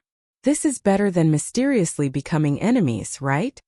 If you're unlucky and come across a hot-tempered Taoist enforcer, it's entirely possible that they'll choose to exhaust their divinity and shatter their godly body for the sake of killing you guys. You guys are free to consume the remnant incense offerings outside the main hall, and I'm sure that the Taoist enforcer behind me most likely won't get angry. There's a clear distinction between yin and yang, and mortal people are often fond of yang and loathing toward yin. However, Taoist enforcers aren't necessarily the same. You guys still exist after death, and this is a product of fated opportunity and the heavenly will. Because of this, you guys can wander around the main hall and allow yourselves to maintain that last bit of sentience. However, you shouldn't enter the main hall. Qian Ping'an spoke patiently and thoughtfully, and this was because many ghosts and yin entities would be in a semi-conscious and hazy state due to their feelings of anger, resentment, or obsession after death. Their perception of the world would be inferior to before, and it was very likely that it would be inferior to even lower 5-tier vagrant cultivators like Sung Yi. Qian Ping'an could see several yin entities hiding near the back door of the front hall, causing gusts of yin energy to sweep through the area. The yin energy wasn't very concentrated, and it was also freezing cold winter right now, so people with sufficient yang energy wouldn't necessarily be able to clearly detect the yin energy released by the yin entities even if they stood in Qian Ping'an's spot. For example, healthy young men might not feel anything out of the ordinary. However, if someone already lacked yang energy and was prone to attracting calamities unto themselves, then there was every chance that they would be detrimentally affected by the yin energy. If their bodies were infiltrated by the yin energy, they would very easily fall sick and become bedridden for extended periods of time. The qi replenishment medicines concocted by local doctors might not be effective, since these medicines targeted the symptoms but not the root cause. It was the souls of the victims that were wounded, so it was in fact the outdated soul summoning and soul stabilization methods of so-called sorcerers that might be effective. Perhaps due to their fear of Qian Ping'an or their understanding of the reasons, the yin entities gradually retreated and abandoned their plans to enter the main hall of the Taoist Enforcer Temple. Qian Ping'an didn't say or do anything else since they heeded his advice and moved away.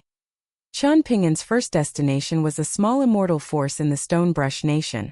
When he let the female yin entities leave his immortal treasures and walk around the world, he would often ask for their opinion, and whether they wanted to enter Zheng Ye's body and become the temporary host. If they found this uncomfortable, they could temporarily enter the fox skin beauty talismans that were produced by Light Breeze City's Su clan. This talisman would be placed in Qian Ping'an's sleeve or his minimization treasure during the daytime, and the yin entity inside the talisman would be allowed to transform into a beautiful talisman woman and enter the world to travel with Qian Ping'an and Zheng Yi during nighttime. Qian Ping'an had 12 fox skin beauty talismans, and like rooms in an inn, they were all occupied by guests right now. Moreover, all of the yin entities staying inside the talismans were originally from the Stonebrush Nation. Thus, whenever night fell and there was no one around, Qian Ping'an would retrieve these talismans and allow them to appear. However, this required Qian Ping'an to spend some snowflake coins, or else the talisman papers would remain closed and prevent those inside from entering the world. They would be prevented from seeing the stunning snow scenery that wouldn't make them feel cold anymore. If this were an ordinary night, Qian Ping'an and Zheng Yi would be surrounded by chatter and silvery laughs right now, with the atmosphere as lively as could be. Of those residing in the 12 talismans, even the female yin entities who were initially not fond of interacting with others gradually became familiar and friendly with one or two others after traveling together for a period of time. They all had their own friendship groups, and they would chatter about feminine matters whenever they gathered together. As for the great Tao and cultivation, they wouldn't speak a single word about these matters, as doing so would be pointless and only succeed in making them feel aggrieved. As for why they weren't released into the world tonight, This was because Chen Ping'an had asked them to return inside the talisman papers. They were staying at a Taoist enforcer temple tonight, so they needed to respect the rules and customs and refrain from offending the temple. A few of the female entities were quite brave, and they even started to tease and grumble at Chen Ping'an, saying that these rules and customs only applied to the common people. Mr. Chen was a guest elder from Cyan Gorge Island, so did he still need to care about these matters? If the measly deity at this Taoist enforcer temple truly dared to walk out of his clay statue, then Mr. Chen could simply beat him back with a single punch. However, Chen Ping'an didn't waver, so the female entities could only return inside the fox-skin beauty talismans that had been carefully crafted by the Su clan. Chen Ping'an was standing inside a corridor right now, and in the main hall behind him was the statue of a Taoist enforcer with a red face and a large beard. He was dressed in yellow robes and golden armor, and he appeared especially mighty as he stood in a golden rooster posture with an iron whip in one hand. It was said that he was one of more than 200 official Taoist enforcers recorded in the official documents of the Taoist sect. There was also an extremely secretive rumor that started to spread in the past 100 years, with only upper 5-tier cultivators and earth immortals like Lu Jimao having the right to hear of it. This pertained to a suggestion made by the Taoist second disciple, one of the 3 Taoist branch masters and the previous overseer of White Jade Capital.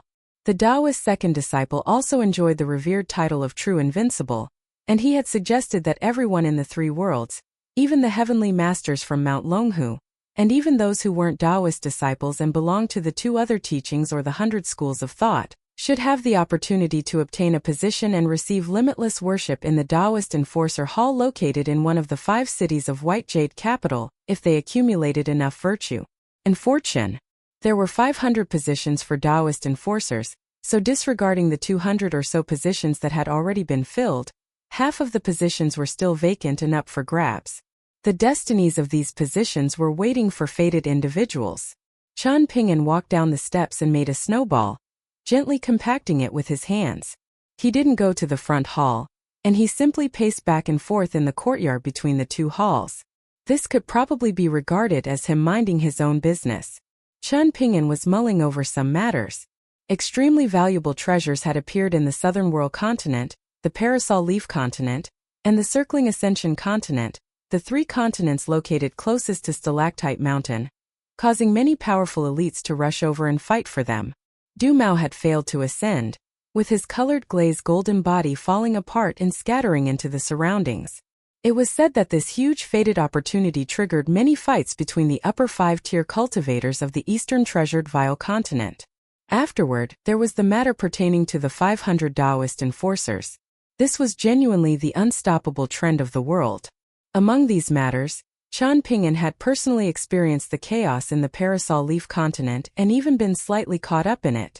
Fortunately, he hadn't faced any life-threatening danger, but he had indeed been royally screwed over by the young Taoist priest, who had handed him the ancestral Hall Jade Tablet of Peace and Tranquility Mountain. Zhong Kuei had further been killed and reduced to a ghost because of this matter, losing his status as a noble scholar of a Confucian academy.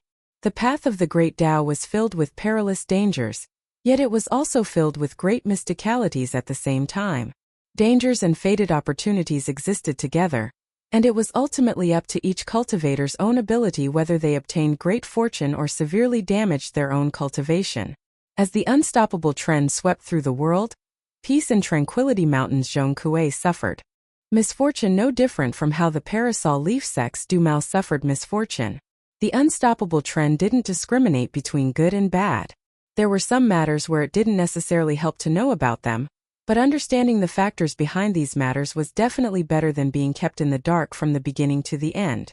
Because this journey would take them through many states and provinces from the south to the north of the Stonebrush Nation, Chen Ping'an had already researched and learned a lot about the imperial court and cultivation world of the nation while he was still at Cyan Gorge Island. The Stonebrush Nation held Daosim in the highest regard, and they respectfully worshipped a vagrant Taoist spiritual master as their imperial preceptor. A so-called vagrant Taoist was naturally an unorthodox Taoist priest, who didn't belong to one of the 4 main branches of Taoism. There were 3 branches belonging to the Tao ancestor, and the Taoist robes of each branch were different. However, it was much easier to differentiate these branches according to their Taoist hats. There was the hibiscus hat, the fishtail hat, and the lotus flower hat. Depending on the status of a Taoist priest, many fine details on their Taoist hats would also be different. Apart from these three branches, there was also the branch belonging to the Middle Earth divine continents Mount Longhu. This Taoist branch could be regarded as indigenous to the majestic world. According to rumors, the Taoist imperial preceptor was contributing immensely to obstructing the southward advance of the northern barbarians from the Great Li Empire. He summoned wind and rain on the front lines, and he also scattered beings and transformed them into entire armies, unleashing his mystical abilities to defend the capital and prevent it from falling. Apart from written intelligence reports from the immortal force on Willow Kakin Island, Qian Pingyuan had also found some time to specially host a banquet at Pond Water City, inviting two of Gu Kan's friends in Han Jingling and Huang He. The former was a prince from the Stone Brush Nation who had taken refuge in Bamboo Scroll Lake for almost a year, while the latter was the son of a great general from the military of the Stone Brush Nation. Qian Pingyuan asked many questions, but he only engaged in surface-level conversations in a very polite manner. Even though Han Jingling was an esteemed prince of the Stone Brush Nation, a legitimate son of the emperor and a genuine royal, he had already left the capital for many years and had even found an excuse to leave his own jurisdiction before the war even began, quickly traveling south to flee from the chaos. Thus it wasn't difficult to roughly guess his temperament. However, worldly matters were difficult to predict, and as the iron hooves of the Great Li Empire's heavy cavalry trampled south, the cities in the stubborn northern region of the Stone Brush Nation were often razed to the ground, with not a single blade of grass being left alive. Amid the raging flames of war, it was surprisingly Han Jingling's jurisdiction that escaped relatively unscathed due to their lack of leader. They weren't attacked by any enemies, and Han Jingling mysteriously gained the esteemed title of Noble King.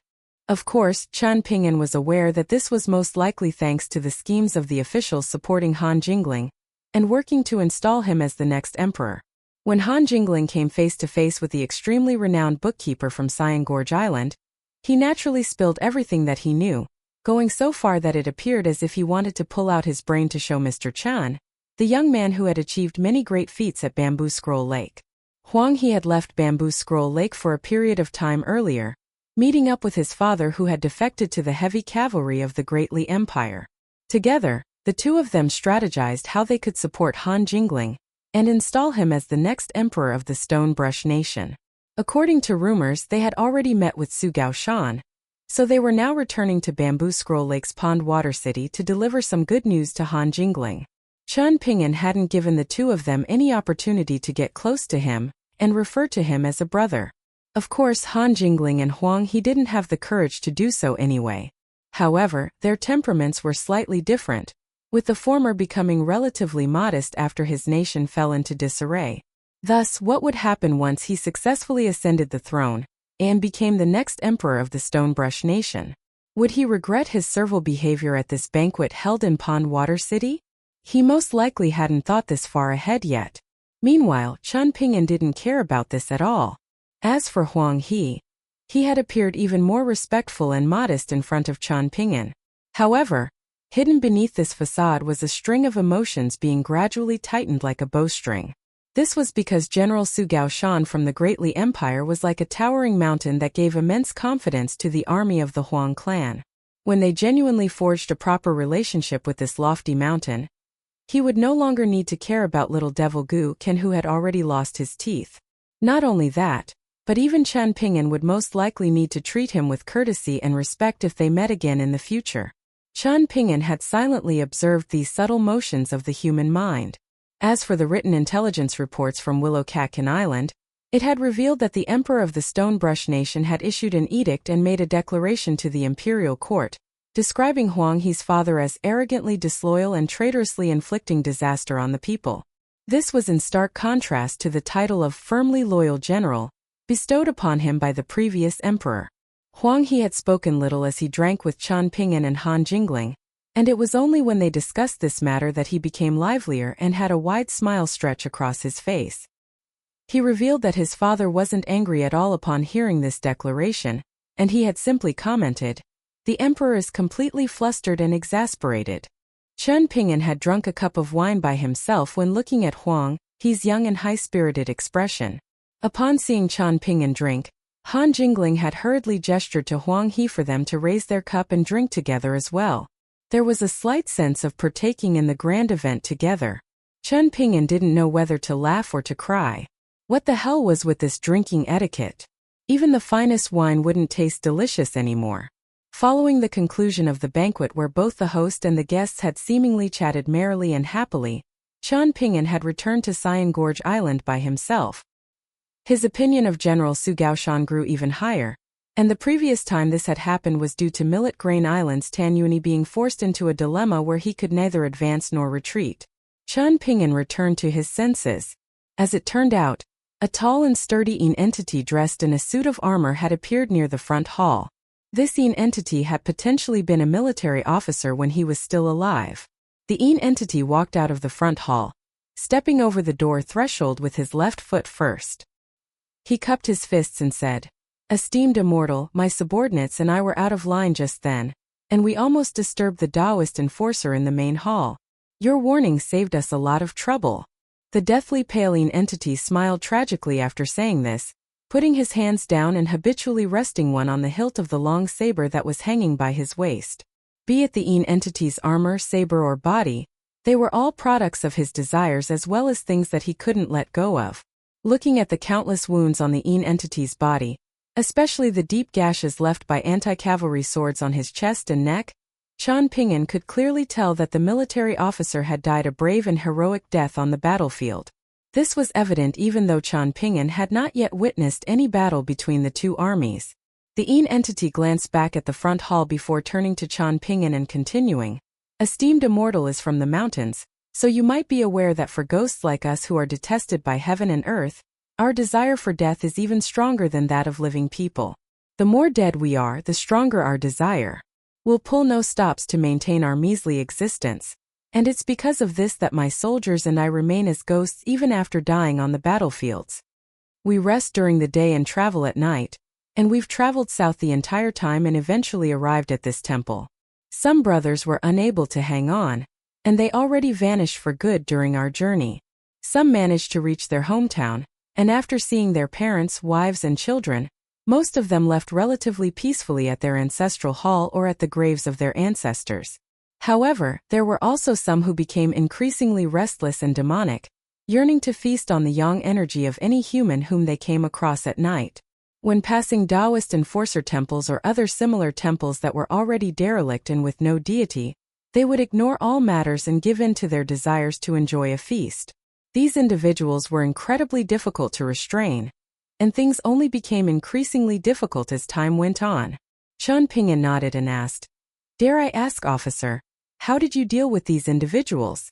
If one of your companions acted as such and desired to harm an innocent person, yet you weren't able to restrain them, how did you resolve the situation?" This was a question that completely ruined the mood. The Yin entity lightly patted his saber, not hesitating in the least as he replied with a pained expression, "They would need to talk to my saber first. We were martial artists protecting our nation when we were alive, but this is no longer an option now that we're dead. Even so, they need to go through me first if they want to bring harm to innocent civilians." The military officer Yin entity took a deep breath and continued with a grin, "You might find this funny, esteemed immortal, but as we traveled south and had brothers gradually return home and depart, we shrunk from an initial army of 600 or so Yin entities to fewer than 10 right now. Not only did we not harm a single innocent person, but we even vanquished close to 100 wandering ghosts that were lingering around unmarked burial grounds and filled with violent fury. However, it was a shame that the accompanying cultivators of our army all ran away, with each fleeing quicker than the other. This meant that I couldn't ask them any questions following my death. I do wonder, will our act of vanquishing violent ghosts for the benefit of the people allow us to accumulate hidden virtue? Will my brothers enjoy a good reincarnation?" Chen Ping'an cupped his fists in respect before replying in a firm and solemn voice, "Heaven and earth don't discriminate, but human morals pertain to Tao. I'm sure that you and your companions will all be blessed by hidden virtue, receiving its protection and bringing fortune to your families and descendants."